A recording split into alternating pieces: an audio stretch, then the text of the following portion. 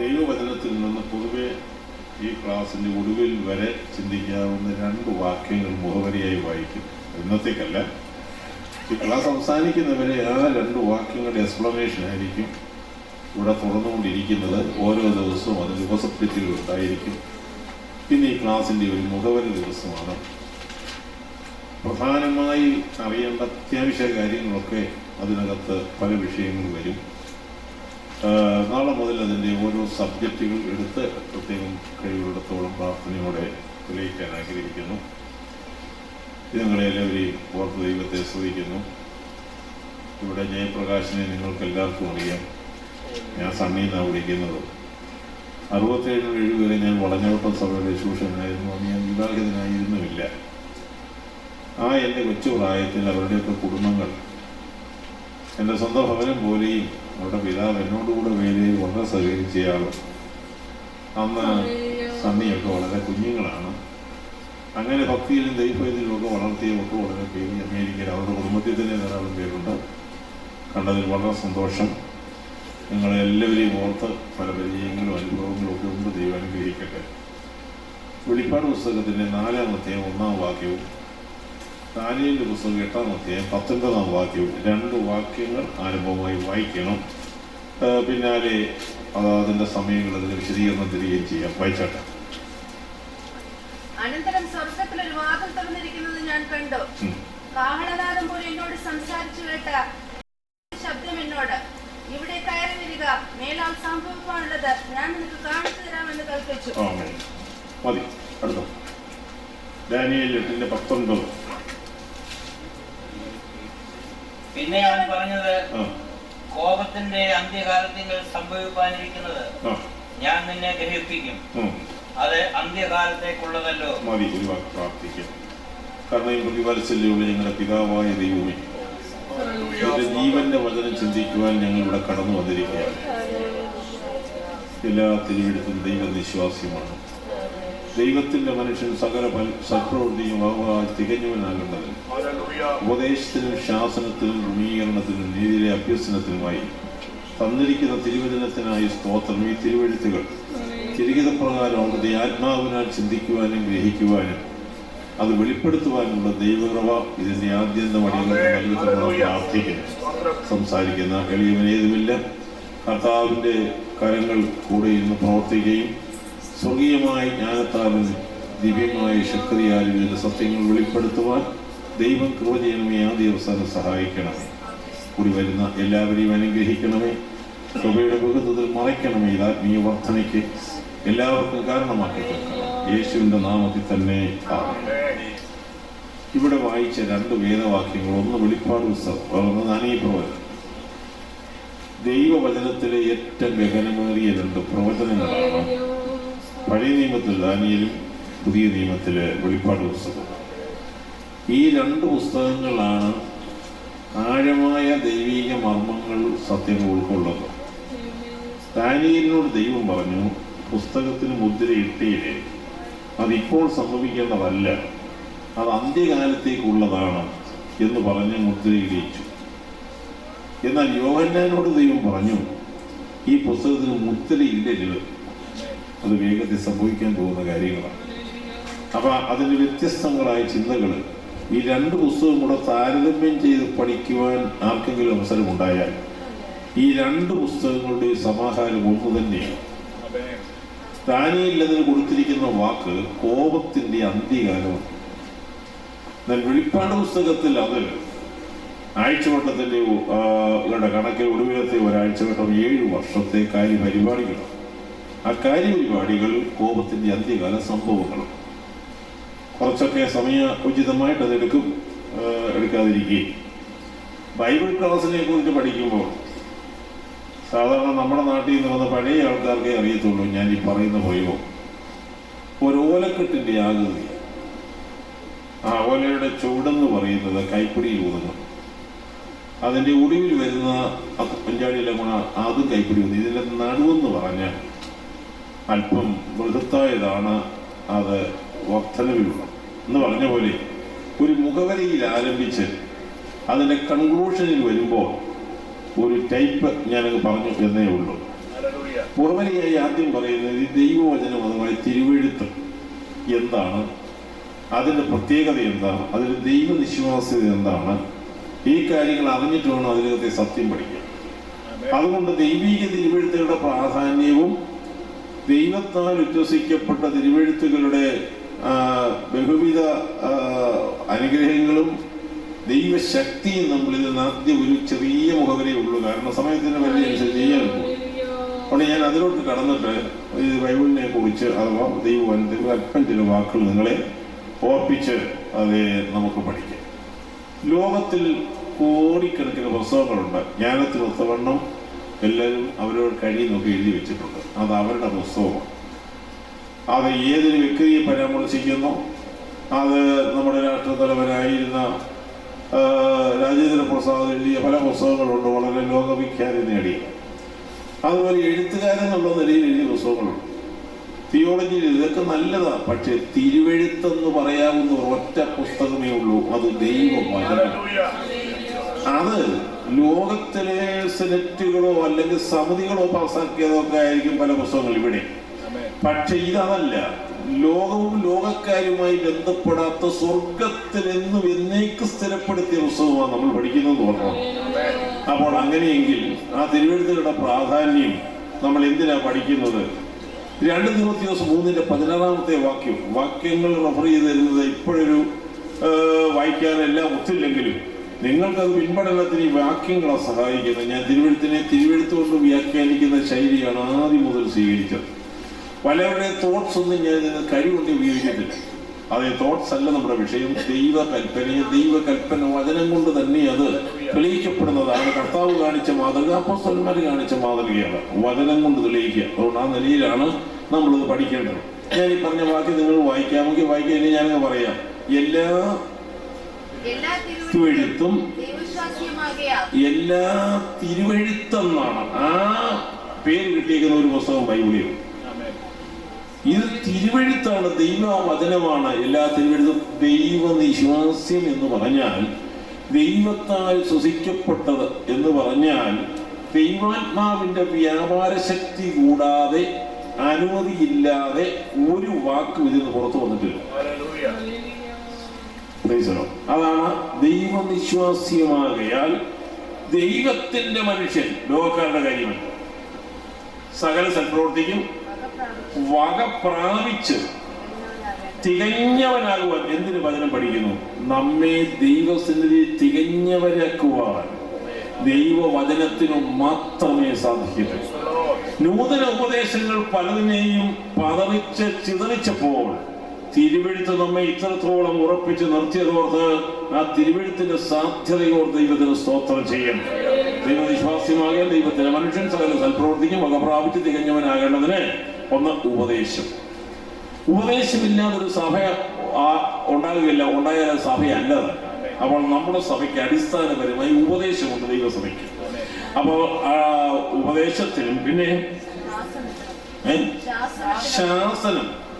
വഴിതെറ്റിപ്പോകുന്ന ഒരാടിനെ ഇടയൻ അതിന്റെ വടിയോ പോലെ ഉപയോഗിച്ച് അതിനെ ശരിയായ പാതയിൽ നയിക്കുന്നത് പോലെ വഴിതെറ്റിപ്പോകുന്നവരെ അമർച്ചയായി ശാസിക്കുവാൻ ഉപയോഗിക്കപ്പെടേണ്ടത് ഈ വചനമാണ്. ഇടയലേഖനങ്ങളിൽ പറഞ്ഞിട്ടുണ്ടല്ലോ, നീ അമർച്ചയായി ശാസിക്കണം എന്ന് പറഞ്ഞിട്ടുണ്ട്. അങ്ങനെയുള്ള സംഭവം തെളിവുണ്ട്. അടുത്ത വാക്കെന്ന് വായിച്ചു ചെയ്യും. ഗുണീകരണം. വല്ല വഴിക്കും തെറ്റിപ്പോയി തിരിച്ച് നേരെയാക്കിക്കൊണ്ടുവരാൻ ഉപദേശിക്കുന്നത് വചനമാണ്. അടുത്ത വാക്ക് വായിച്ചു ചെയ്യും. നീതിയിലെ അഭ്യസനം, ട്രെയിനിങ്. വഴിയാവണ്ണം വഴിയേ പോകുവാൻ മതിയായ അഭ്യസനം നമുക്ക് ട്രെയിനിങ് ലഭിക്കുന്നത് അതിന്റെ ബേസ് ഈ വചനമാണ്. അപ്പോൾ അതുകൊണ്ട് ഇത് പഠിക്കുന്നത് എന്തിനാണെന്ന് ആദ്യമേ ഒന്ന് മനസ്സിലാക്കണം. ഇത് തിരുവെഴുത്തായതുകൊണ്ട്, മാറ്റമില്ലാത്ത തിരുവെഴുത്തായതുകൊണ്ട് നമ്മൾ ഇത് പഠിക്കുന്നു. അതിന് എല്ലാ തിരുവെഴുത്തും ദൈവവിശ്വാസ്യമാണ് എന്നത് പ്രത്യേകം ശ്രദ്ധിക്കേണ്ട കാര്യം.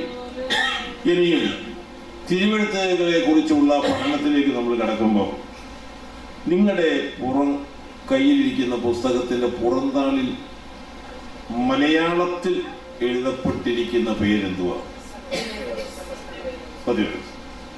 ഇംഗ്ലീഷ് ബൈബിൾ വരുമ്പോൾ ഹോളി ബൈബിൾ എന്നൊക്കെ എഴുതിയിരിക്കുന്നത്. ഹോളി എന്ന വാക്ക് ബൈബിൾ ഉപയോഗിച്ചുകൊണ്ട് തെറ്റില്ലെങ്കിലും അത് പലരും ആ വാക്ക് മിസ്യൂസ് ചെയ്യുന്നുള്ളത് കൊണ്ട് സത്യത്തിൽ നമ്മുടെ ഈ പുസ്തകത്തിനും യോജിക്കുന്ന പേര് സത്യവേദ പുസ്തകം. അങ്ങനെയാണെങ്കിൽ ഞാനൊരു ചോദ്യം ചോദിക്കുകയാണ്, ഈ ബൈബിളിലെ തിരുവെഴുത്തിന് സത്യവേദ പുസ്തകം എന്ന് പേര്, സത്യപുസ്തകം എന്ന് പേരിട്ടതാരാ? പലതിനും പലരിട്ട പേര് പലയിടത്തും കാണാൻ കഴിയുന്നെങ്കിൽ ഈ പുസ്തകത്തിന് ഈ പേര് വന്നിരിക്കുന്നു. അപ്പൊ ഈ പുസ്തകം ഒരുത്തന്റെ പുസ്തകമല്ല, സ്വർഗത്തിനും ഭൂമിക്ക് നാഥനായ ദൈവത്തിന്റെ വചനമാണ്. എങ്കിൽ ആ പുസ്തകത്തിന് പേരിട്ടതാര് എന്ന് എവിടെ വെച്ച് സാഹചര്യമുണ്ട്? അതിന് വളരെ ഒതുക്കത്തിലെന്ന് പറയാം. നിങ്ങൾ ആദ്യം വായിക്കേണ്ടത് 10:21 ദാനിയേൽ. 10:21 ദാനിയേൽ വായിച്ചിട്ട് ഞാൻ അതിന്റെ സാഹചര്യവും സന്ദർഭവും സ്ഥലവും ഒക്കെ ഒന്ന് ബോധ്യപ്പെടുത്താം. വായിച്ചാട്ടത്.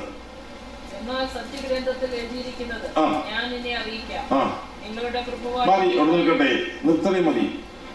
എന്നാൽ സത്യഗ്രന്ഥത്തിൽ എഴുതാൻ പോകുന്നതല്ല, ഇത് 533 BC പറഞ്ഞ വചനം. 533 ആണ്ട് പറയുന്ന ഈ തിരുവെഴുത്തിൽ പറയുമ്പോൾ ഇത് ഉപയോഗിച്ചിരിക്കുന്ന വാക്ക് ദാനിയേലേ, സത്യപുസ്തകം നിനക്ക് എഴുതി തരാൻ ഞാൻ വന്നതല്ല, സത്യപുസ്തകത്തിൽ എഴുതിയിട്ടുള്ള കാര്യങ്ങൾ എന്താണെന്ന് നിന്നെ ഗ്രഹിപ്പിക്കാൻ ഞാൻ വന്നതാണ്. നിങ്ങൾ മനസ്സിലാക്കുമോ? 533 ആണ്ട് ഈ പുസ്തകത്തിന്റെ പൂർണ്ണരൂപത്തെ കുറിച്ച് സത്യഗ്രന്ഥമെന്ന് അത് രേഖപ്പെടുത്തിയിരിക്കുന്നു. അപ്പോൾ അതിനു മുൻപ് ഈ പുസ്തകം അതിന്റെ പൂർണ്ണതയിൽ ഉണ്ടെന്ന് ആ വാക്ക് നമ്മളെ ബോധ്യപ്പെടുത്തുന്നില്ലേ? ഭാഷയും ശൈലിയൊക്കെ അറിയാവുന്നില്ലേ? അപ്പോൾ ഇതിന്റെ കാലവും പഴക്കവും ഒക്കെ മനസ്സിലാക്കാൻ അത് നമുക്ക് ഏറ്റവും പ്രയോജനകരമായി തീരുമെന്ന് കരുതുന്നു സത്യഗ്രന്ഥത്തിൽ. ഇനി ഇത് ആരോട് പറഞ്ഞതാണ്? ഈ എവിടെ വെച്ച് പറഞ്ഞ, എന്ന് പറഞ്ഞതാണ്? നിങ്ങൾക്ക് ഹിസ്റ്റോറിക്കൽ എവിഡൻസ് ബൈബിളിൽ തന്നെ കിട്ടാൻ ഞാൻ മാക്സിമം ശ്രമിക്കാം. 10-1 വാക്യം, അതിൽ ഹിസ്റ്റോറിക്കൽ എവിഡൻസിന് ഒന്ന് വായിക്കുന്നത് നല്ലതായിരിക്കും. ഒന്ന് വായിച്ച ഒരു വാക്യം.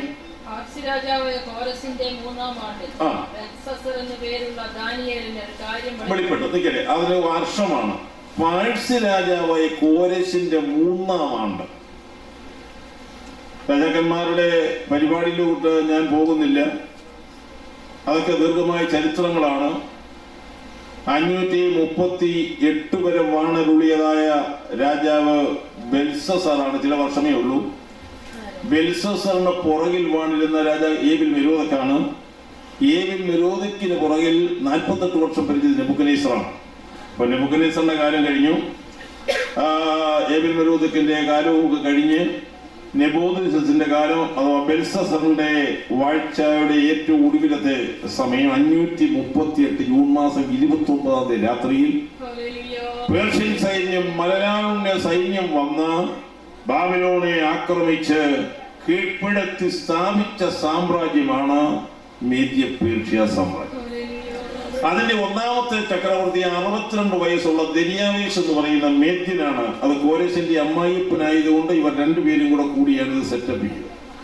ആ 538 ആണ്ട് ജൂൺ മാസം 29 രാത്രി ആധിപത്യം എടുത്തു കളഞ്ഞ ബാബിലോൺ സാമ്രാജ്യത്തും പേർഷ്യയിലേക്കും പേർഷ്യൻ സാമ്രാജ്യം ആധിപത്യം പ്രാപിക്കുകയും ചെയ്ത 538. പക്ഷേ കഴിവുകേട് കൊണ്ടും പ്രാപ്തിക്കുറവ് കൊണ്ടും നീതിമാനായ ദാനിയേലിനെ സൂര്യാസ്തമനം വരെ പരിശ്രമിച്ചിട്ടും രക്ഷിപ്പാൻ കഴിയാതെ വന്ന ദരിയാവേശന്റെ ബലഹീനമായ ഭരണം അതേ പേർഷ്യയുടെ അന്തസ്സിന് അത്ര മതിയായിരുന്നില്ല. 2 വർഷം കഴിഞ്ഞ് ഇദ്ദേഹത്തെ സ്ഥാനഭ്രഷ്ടനാക്കി കൊച്ചുരാജാവായ ദരിയാവേശ് സ്ഥാനാരോഹണം ചെയ്ത് കോരേശ് രാജാവ് ചക്രവർത്തിയായി ലോകത്തെ ഭരിക്കാൻ തുടങ്ങിയത് 536. 536 ആണ്ട് തുടങ്ങിയതായ പേർഷ്യൻ ഭരണം അതിന് 3-ാം ആണ്ടാകുന്ന 533 ആണ്ട് കോരശിന്റെ 3-ാം ആണ്ടിൽ ഭരിച്ചുകൊണ്ടിരിക്കുമ്പോൾ ദാനിയേലിന് ലഭിച്ചതായ ദൈവിക വെളിപ്പാടിന്റെ ഏറ്റവും പ്രധാനപ്പെട്ട ഭാഗങ്ങളാണ് ഇവിടെ എഴുതിയിരിക്കുന്ന. അദ്ദേഹത്തിന് ഒരു സ്വപ്നത്തില് ഒരു കാര്യം വെളിപ്പെട്ടു. 1-ാം ആണ്ടിൽ എന്ന് പറഞ്ഞാൽ ആ 3-ാം ആണ്ട് എന്നവിടെ പറയുന്ന 533 ആണ്ട് BC ആണ്. ഞാൻ ആർച്ച് ബിഷപ്പ് ഉഷറിന്റെ കണക്കനുസരിച്ച് ഏറ്റവും ബെറ്റർ എന്ന് തോന്നുന്ന ആ കണക്ക് അതിന്റെ പഠനത്തിൽ കൂടിയാണ് ഈ വർഷങ്ങൾ പറയുന്നത്. ചില വ്യത്യാസങ്ങൾ നിങ്ങൾ വായിക്കുന്ന പുസ്തകങ്ങൾ ഉണ്ടെങ്കിൽ അവരുടെ ബേസിക് കണക്കിന്റെ വ്യത്യാസം കൊണ്ട് സംഭവിക്കുന്നതാണ് എന്നത് പ്രത്യേകം ഓർത്തോണം. ഇത്രയും കറക്റ്റായിട്ട് ആ കാലങ്ങളൊക്കെ എഴുതിയിട്ടുണ്ടോ? ഉണ്ട്. ആ എഴുതിയ കണക്കുകളിൽ നിന്നാണ് ഞാൻ ഈ പറയുന്നത്. അങ്ങനെ 536 ആണ്ട് കൊറച്ച് രാജാവിന്റെ 3-ാം ആണ്ടിൽ ദാനിയേലിൽ ഒരു കാര്യം വെളിപ്പെട്ടു. അതിനെ 21 ദിവസം താൻ പ്രാർത്ഥനയോടും ഉപവാസത്തോടും കൂടെ ദൈവസന്നിധിയിൽ ധ്യാനിച്ചുകൊണ്ടിരുന്നു. ഇനിയും താഴോട്ട് വായിക്കണം, കേൾക്കണം. അതിന്റെ കൃത്യമായ ആ ലെവലിലോട്ട് വരിക. അത് വായിച്ചാട്ട്. ആ കാര്യം സത്യവും മഹാകഷ്ടമുള്ളതായിരുന്നു. പിന്നെ അവൻ ആ കാര്യം ചിന്തിച്ച് ദർശനത്തിന് ശ്രദ്ധ വെച്ചു. ആ കാലത്ത് ദാനിയേൽ എന്ന ഞാൻ 3 ആഴ്ചവട്ടം മുഴുവനും ദുഃഖിച്ചുകൊണ്ടിരുന്നു. 3 ആഴ്ചവട്ടം മുഴുവനും കഴിയുമ്പോളം ഞാൻ സാധുഭോജനം ഭക്ഷിക്കുകയോ മാംസവും മീനും ആസ്വദിക്കുകയോ ചെയ്തിട്ടില്ല, എണ്ണ തേച്ചിട്ടില്ല.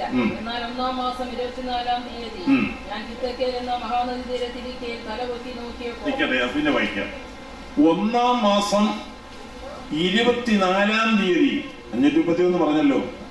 ആ ആണ്ടിൽ 1-ാം മാസം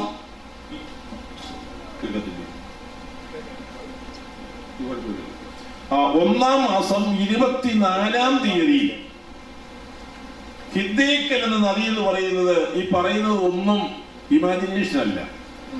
ഹിദ്ദേക്കൽ എന്ന നദി എന്ന് പറയുന്നത് ബാബിലോണിൽ കൂടെ ഒഴുകുന്ന ലോകത്തിലെ പ്രധാനമായ 2 നദികളാണ്.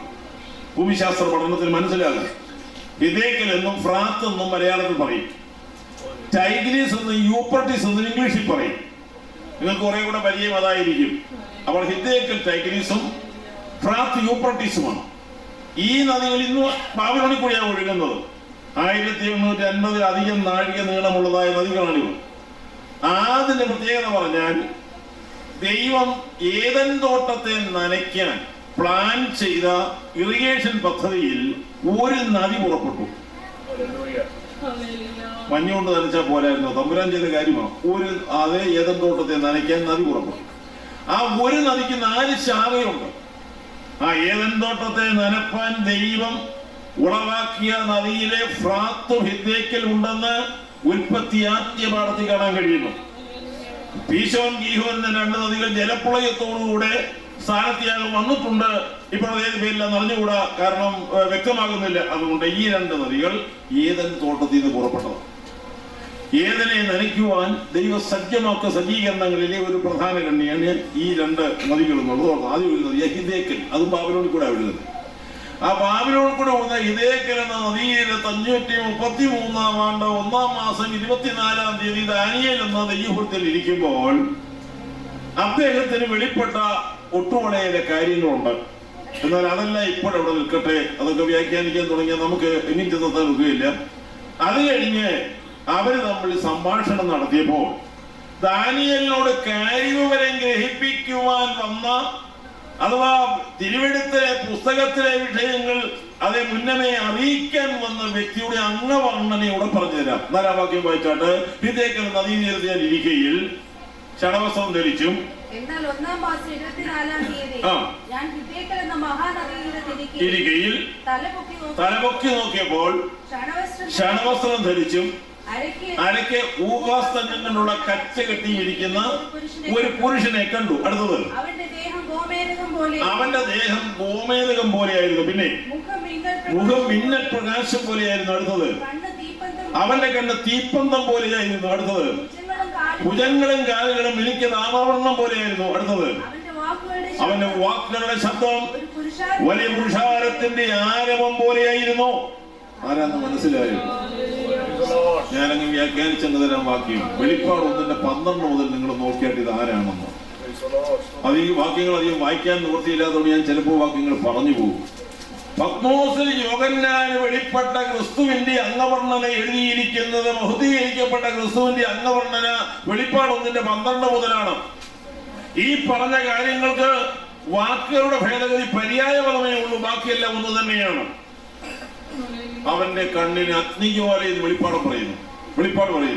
ഇവിടെ പറയുന്ന അവന്റെ കണ്ണുകൾ തീപ്പമെന്നാണ്. എന്താ വ്യത്യാസം? അവന്റെ കൈകളും കാലുകളും എനിക്ക് താമ്രവർണ്ണമാണെന്ന് 2 പുസ്തകങ്ങളും പറയുന്നു. അവന്റെ ശബ്ദം പെരുവെള്ളത്തിന്റെ ഇരച്ചിൽ പോലാണെന്ന് യോഹന്നാൻ പറയുന്നു. അവന്റെ ശബ്ദം വലിയ പുരുഷാരത്തിന്റെ ആരവുമാണെന്ന് ദാനിയേൽ പറയുന്നു. അനുദിനം 1000-10,000 അടിമകളെ ബാബിലോണിലേക്ക് കൊണ്ടുവരുന്ന ആരവരോദന ശബ്ദം ബാബിലോണിൽ മുഴങ്ങിക്കൊണ്ടിരിക്കുന്നതിനേക്കാൾ ഉപരിയായി അവന്റെ ശബ്ദം, അതേ മൻപേടുകളെ പ്രസവിപ്പിക്കുന്ന മരങ്ങളെ തോലിരിക്കുന്ന അവന്റെ ശബ്ദം, അതാണ് അവിടെ ഉപയോഗിച്ചിരിക്കുന്ന വലിയ പുരുഷാരത്തിന്റെ ആരവശക്തിയുള്ള ശബ്ദം. എന്നാൽ ഈജിയൻ കടലിൽ, അത് ഈജിയൻ കടലിലെ പത്മോസ്തീവിലെയോ അവിടെ യോഹന്നാൻ കിടക്കുമ്പോൾ താൻ ഏകനാണ്. പാറക്കെട്ടുകളും വന്യസർപ്പങ്ങളും കോരമൃഗങ്ങളും തലയോട്ടികളും അസ്ഥിപഞ്ജരങ്ങളും നിറഞ്ഞ അതേ ആ സ്ഥലത്ത് അതെ താനെ ഇത് കരയ്ക്കൊന്ന് 30 മൈല് അങ്ങോ പടിഞ്ഞാറോട്ട് മാറിക്കിടക്കുന്ന ഒരു ദ്വീപാണ് ആൻഡമാൻ ദ്വീപ്. മുൻകാലത്ത് ബ്രിട്ടീഷുകാർ ആളുകളെ നാട് കടത്താൻ ഉപയോഗിച്ചതുപോലെ റോമാ ഗവൺമെന്റ് കുറ്റവാളികളെ നാട് കടത്താൻ ഉപയോഗിച്ചിരുന്ന സ്ഥലമാണ് ഈ പത്മോസ് ദ്വീപ്. ആ പത്മോസ് ദ്വീപിൽ കിടക്കുന്ന യോഹന്നാന് യാതൊരു മനുഷ്യത്വമോ കൂട്ടായ്മയോ പറയാനില്ല. എന്നാൽ തിരമാലകളുടെ ആരവവും അതിന്റെ മുഴക്കവും അതിന്റെ നടുക്കവും അതേ പ്രകോപനം കൊണ്ടിരിക്കുന്ന ആ സ്ഥലത്ത് ആ ശബ്ദത്തെ അതിജീവിക്കുന്ന ദൈവപുത്രന്റെ ശബ്ദമാണ് അത് പെരുവെള്ളത്തെ കവിയുന്ന ശബ്ദമെന്ന് എഴുതാൻ കാരണം. അതുകൊണ്ട് ദാനിയേലിലെ പറഞ്ഞിരിക്കുന്ന ആ വ്യക്തിയുടെ അംഗവർണ്ണന തന്നെ അതേ മഹത്വീകരിക്കപ്പെട്ട വസ്തുവിനെ കുറിച്ച് വെളിപ്പാട് പുസ്തകം വെളിപ്പെടുത്തി തരുന്നതിനാൽ അത് തൃത്വത്തിൽ രണ്ടാമനായ കർത്താവിന്റെ പ്രത്യക്ഷതയാണ് ദാനിയേലിൽ ഉണ്ടായത്. ആ മഹത്വത്തിന്റെ രാജാവ് എഴുന്നള്ളി വന്ന് അവനോട് പറഞ്ഞ കാര്യങ്ങളാണ് ഈ 2 പുസ്തകങ്ങളിലും ലിഖിതം ചെയ്തിരിക്കുന്നത്, ഓർത്തിരിക്കണം.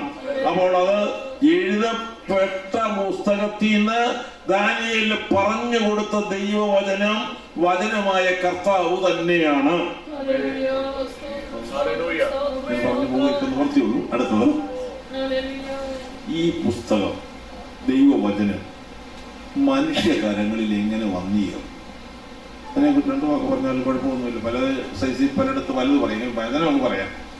പുറപ്പാട് പുസ്തകം 24-ാം അധ്യായത്തിന്റെ 12-ാം വാക്യവും പിന്നെ വായിക്കേണ്ട വാക്യം 32-ന്റെ 15-16 വാക്യവും പിന്നെ വായിക്കേണ്ട വാക്യം ആവർത്തനം 33-ന്റെ 2-3 വാക്യവും. അപ്പൊ ഈ ഓർഡറിലെ വായിക്കാവേ ദൈവീത്. വായിച്ചാട്ട് ഒന്നും കിട്ടിയില്ലല്ലോ.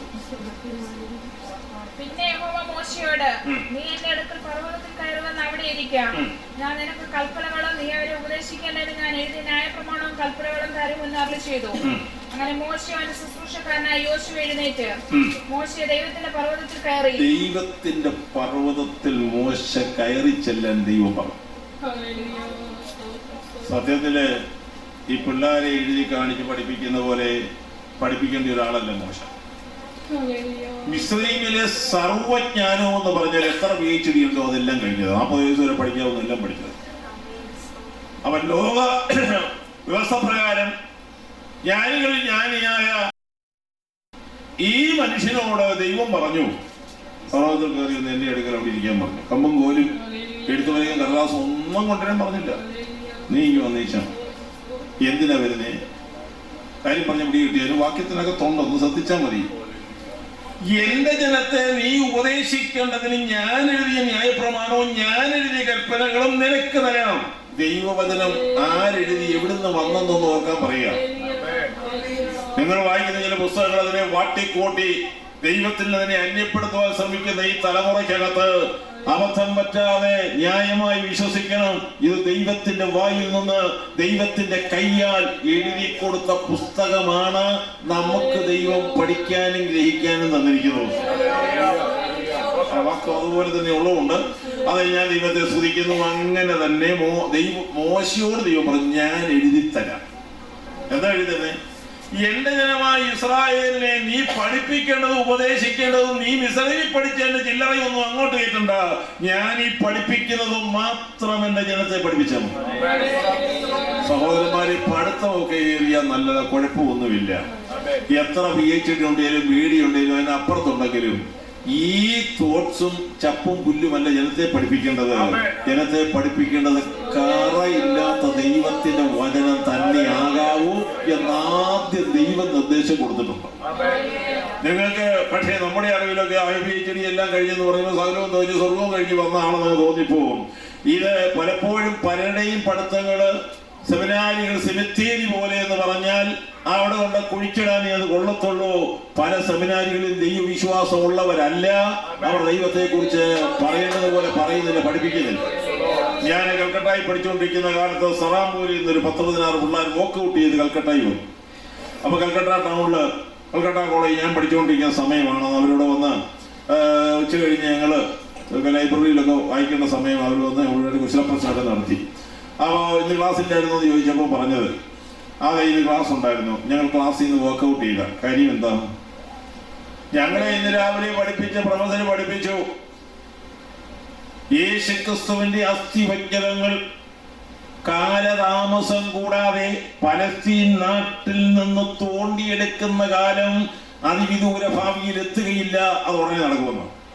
അതിന്റെ അർത്ഥം തോന്നുന്നു സറാംപൂരിൽ നിന്ന് ബിഷോപ്പന്മാരെ ഉണ്ടാക്കി വിടുന്നത്, പാസ്റ്റർമാരെ മറ്റു പുള്ളികളെ എല്ലാം ഇറക്കി വിടുന്ന അവിടുന്ന് അവർ പഠിപ്പിച്ചു വിടുന്നത് എന്താണെന്നറിയാമോ? യേശു ഉയർത്തെഴുന്നേറ്റിട്ടില്ല, അതിൽ ചില ബോധമുണ്ടായിരുന്ന മർത്തോമാക്കാരും പെന്തക്കോസ്തുകാരുമായ കുറച്ച് സ്റ്റുഡൻസ് ഉണ്ടായിരുന്നു. അവരെ ലോകത്തിലേക്ക് വരുവാനുള്ള പിശാച് നീയാകുന്നു, ഇനി ഒരുത്തനെ കാത്തിരിക്കേണ്ടെന്ന് പറഞ്ഞ് ചടങ്ങിപ്പോകുന്നവർ അവർ തക്ക മറുപടി കൊടുത്തു. ലോകത്തിൽ വരുവാനുള്ള പിശാച് നീ തന്നെയാണ്, നീ വേറൊരാളിനെ ഞാൻ കാത്തിരിക്കുന്നില്ല എന്ന് പറഞ്ഞാൽ അത് പഠിച്ചേച്ചു വന്ന് എന്തുവാ പ്രസംഗിക്കേണ്ടത് നിങ്ങൾ പറഞ്ഞു. അടുത്തും തെറ്റൊന്നും അല്ല, അങ്ങനെ നല്ല അവിടെ പഠിച്ചേച്ചു വന്ന് വേറെ പ്രയോജനപ്പെടുന്ന അനേകരുണ്ട്. അവരെ ഓർത്ത് കഴിഞ്ഞാൽ അപ്പൊ അവരെന്നോട് പറഞ്ഞ വാക്ക്, അത് തിയറിക്കലായിട്ട് ഞങ്ങൾ പഠിച്ച് പരീക്ഷ എഴുതേണ്ടതിന് മാത്രം പഠിക്കുന്നു, അത് ഞങ്ങൾ വിശ്വസിക്കുന്നില്ല.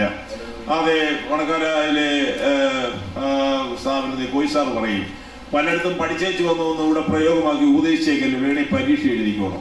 അതാ അതിന്റെ ശരി. പരീക്ഷ എഴുതാൻ കൊള്ളാം, പക്ഷേ പഠിപ്പിക്കാൻ കൊള്ളത്തില്ല. അതുകൊണ്ടാണ് ദൈവം മോശയോട് പറഞ്ഞത്, നിന്റെ ഒരു വകയും പഠിപ്പിക്കണ്ട, ഞാൻ എഴുതിത്തരുന്നത് പറഞ്ഞാൽ കുറെ കൊടുത്തിട്ടമല്ലേ, അത് അങ്ങോട്ടും ഇങ്ങോട്ടും മാറ്റണ്ട, അത് തന്നെ കൊണ്ട് പഠിപ്പിക്കാൻ എഴുതി ആത്മാവിനെയും കൊടുത്താൽ പോലെ. പലർക്കും ഒരു ധാരണയുണ്ട് ആത്മാവിന്റെ നിന്ന് കിട്ടുന്ന മതിയെന്ന്. ആത്മാവായ ദൈവം പറഞ്ഞു എഴുതി തരുന്നത് മതിയെന്ന്. ഇനി അതിന്റെ വ്യത്യാസം നിങ്ങൾ പിടിച്ചു എന്ന് പറഞ്ഞാൽ ദൈവവചനമെന്ന് പറയുന്നത് മനുഷ്യന്റെ തോന്നലും വെളിപ്പാടുമല്ല. അതിന് മാറത്തില്ല, അതിന്റെ അതിർത്തികൾക്ക് ഭേദഗതി. ആകാശവും ഭൂമിയും മാറിപ്പോയാൽ ഇതിനകത്തെ വള്ളിപുള്ളികൾ മാറത്തില്ല. അതുകൊണ്ടാണ് അത്ര സ്ട്രിക്റ്റ് ആയിട്ട് ഇവിടെ കൊടുത്തിരിക്കുന്നത്. ഓർത്തിരിക്കണം. ശരി, അങ്ങനെ മോശം ചെയ്തു. ഇനി ഇതിന്റെ നിവർത്തി എങ്ങനെയാണെന്ന് നമുക്ക് നോക്കാം. 32-ാം അധ്യായത്തിന്റെ പുറപ്പാട് 15-16 വാക്യം ഇവിടെ നടത്തുന്നു. വായിച്ചേ. ഇറങ്ങി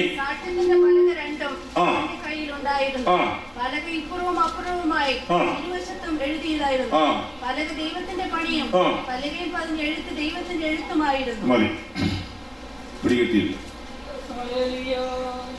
പലകയുമായി മോശ തിരിച്ചു വന്നു. പലക ദൈവത്തിന്റെ പണിയാണ്. ഒരു കല്ല് കൊത്തുന്ന ഒരു കൊല്ലനെന്നോ നമ്മൾ എന്തോ പണി വിളിച്ചു.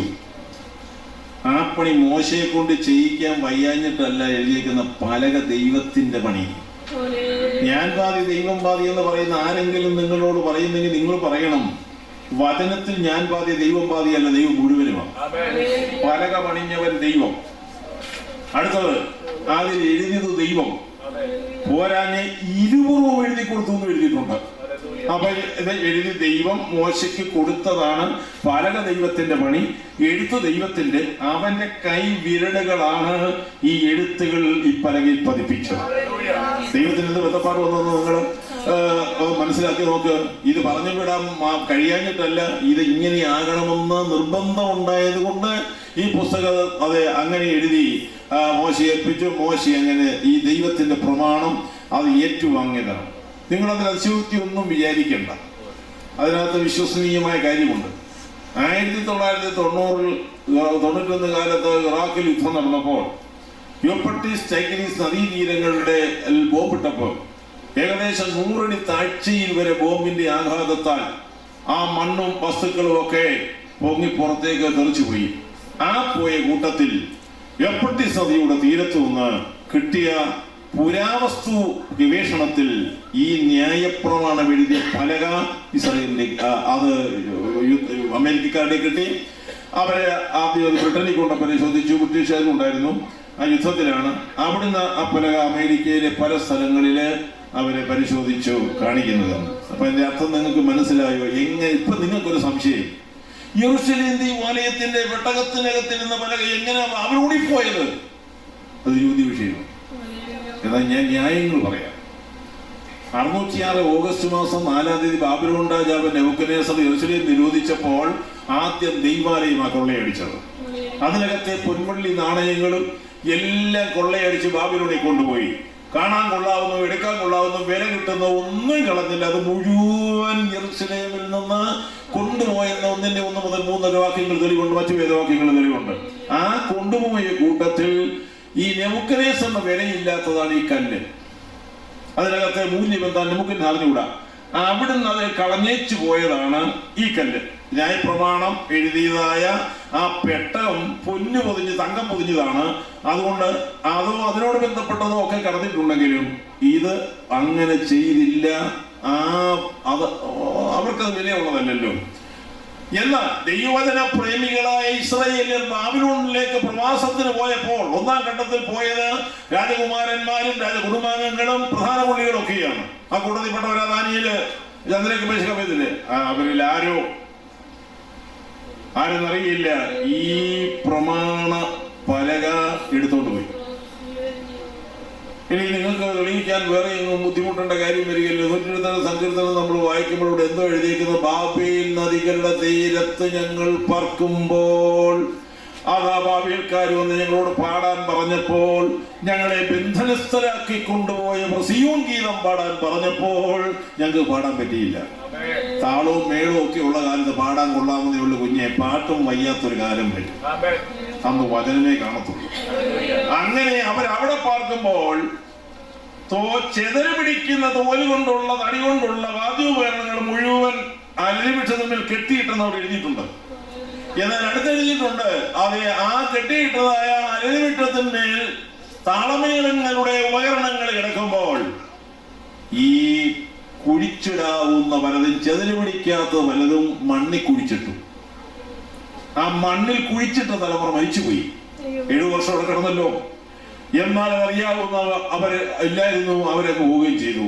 ദൈവത്തിന്റെ സത്യം എവിടെ കുഴിച്ചിട്ടാലും ആ 90 യുദ്ധത്തിൽ ബോംബിട്ടപ്പോൾ ആ ഗർത്തങ്ങളിൽ നിന്ന് ഉയർന്നു വന്നതായ പൊടിപടലങ്ങളും വസ്തുക്കളും പലതുണ്ട്. പല റെക്കോർഡും ഇസ്രായേലിൽ കിട്ടിയിട്ടുണ്ട്. അതിലേറ്റവും പ്രധാനപ്പെട്ട ജീവന്റെ വചനമാണ്. ആ ദൈവവചനത്തിന്റെ കൽപ്പലക അവിടുന്ന് എടുത്തിട്ടുണ്ട്. അത് സത്യമാണെന്ന് തെളിയിക്കാൻ അതൊന്നും വേണ്ട, ദൈവവചനം സത്യമാണ്. എന്നാൽ അങ്ങനെയുള്ള കാര്യങ്ങൾ ഇവിടെ നടന്നിട്ടുണ്ടെന്ന് ഓർപ്പിച്ചതാണ്. അപ്പോൾ ഇവിടെ ഉപയോഗിച്ചിരിക്കുന്ന അതനുസരിച്ച് ദൈവത്തിന്റെ കൽപ്പലക ദൈവം നമ്പുരാൻ എഴുതി മോശയെ ഫലമേൽപ്പിച്ചു. ഇനിയും എവിടെ ഇരുന്നാ എഴുതിയത്?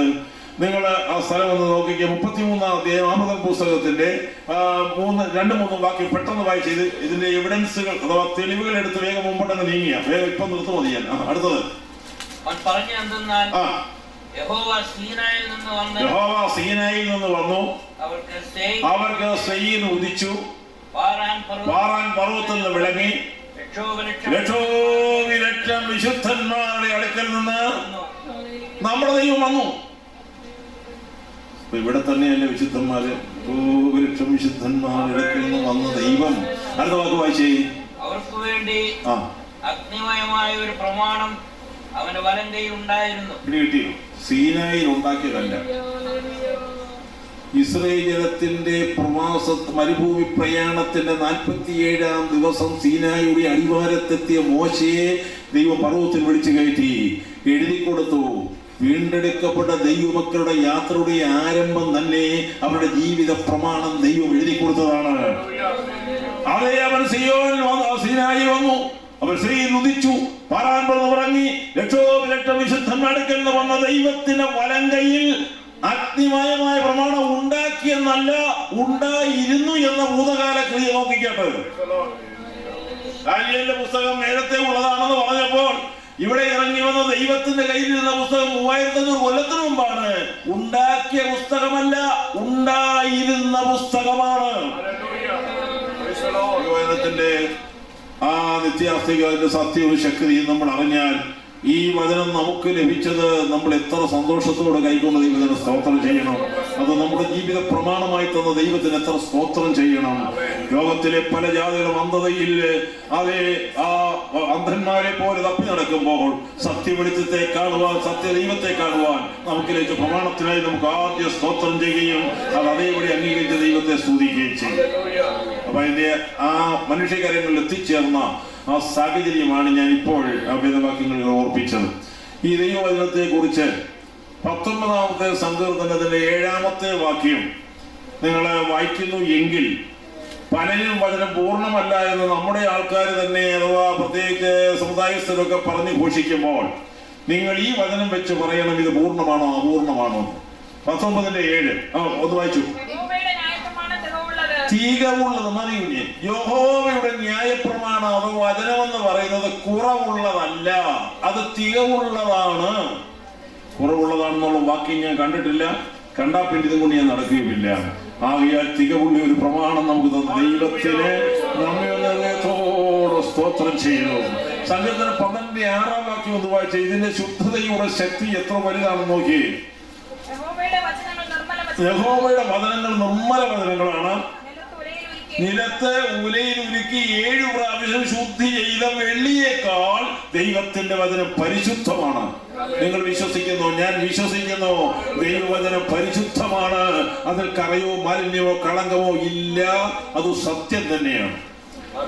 ഇന്നത്തെ യുഗത്തിലെ സയന്റിഫിക്കലായിട്ടുള്ള കണ്ടുപിടുത്തവും വേദപുസ്തകത്തിലെ പ്രവചനങ്ങളുമായി നമ്മളൊന്ന് താരതമ്യം ചെയ്ത് പഠിക്കാൻ അവസരം കിട്ടിയാൽ അതേ ചരിത്രവും സയൻസും ഒക്കെ എഴുതിത്തള്ളിയ പല കാര്യങ്ങളും വേദപുസ്തകത്തിൽ സഹസ്രാങ്ങൾക്കപ്പുറത്ത് പറഞ്ഞിരുന്ന ആ സത്യങ്ങൾ ഇന്ന് കണ്ണിന് മുമ്പിൽ നിവർത്തിക്കപ്പെടുന്ന നാളുകളിൽ നമ്മൾ ജീവിക്കുന്നതുകൊണ്ട് ഇന്ന് സംശയിക്കേണ്ട ഒരു കാര്യവുമില്ല.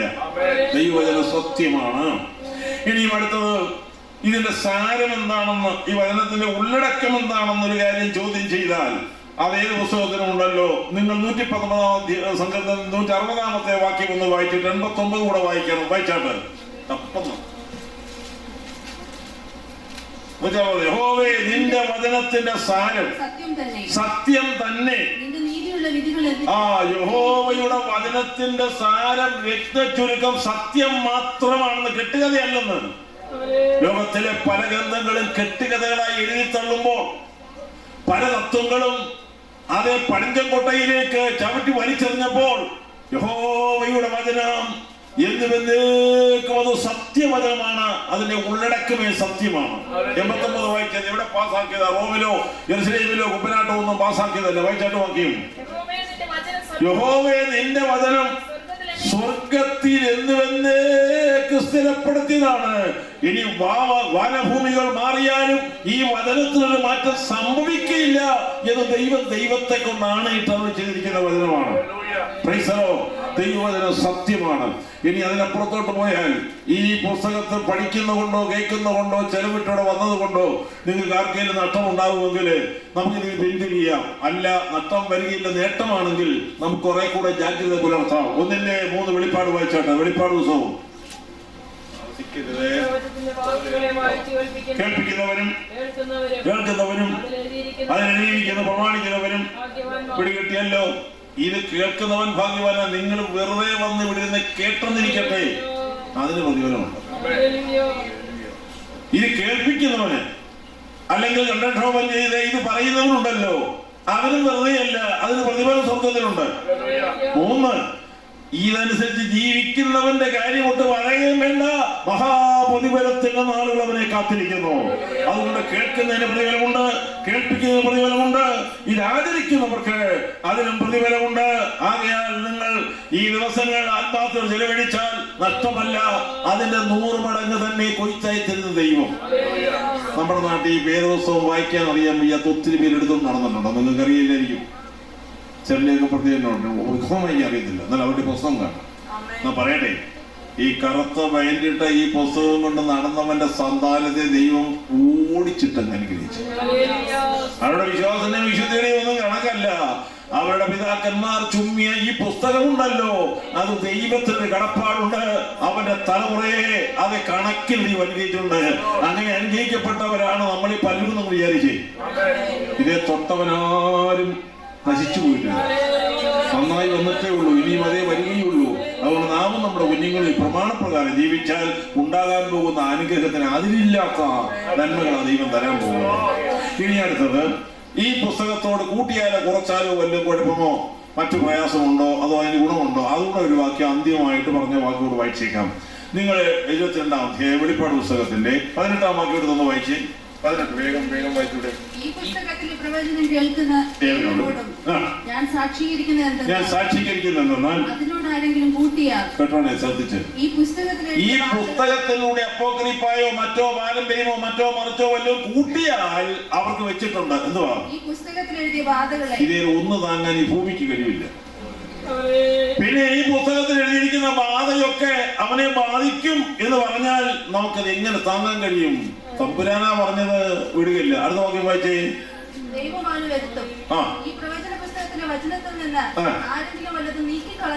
എന്തെങ്കിലും താൽക്കാലിക നിലനിൽപ്പിന് വേണ്ടി ഈ പുസ്തകത്തിലെ ഏതെങ്കിലും ഒരു ഭാഗം നീക്കിക്കളഞ്ഞാൽ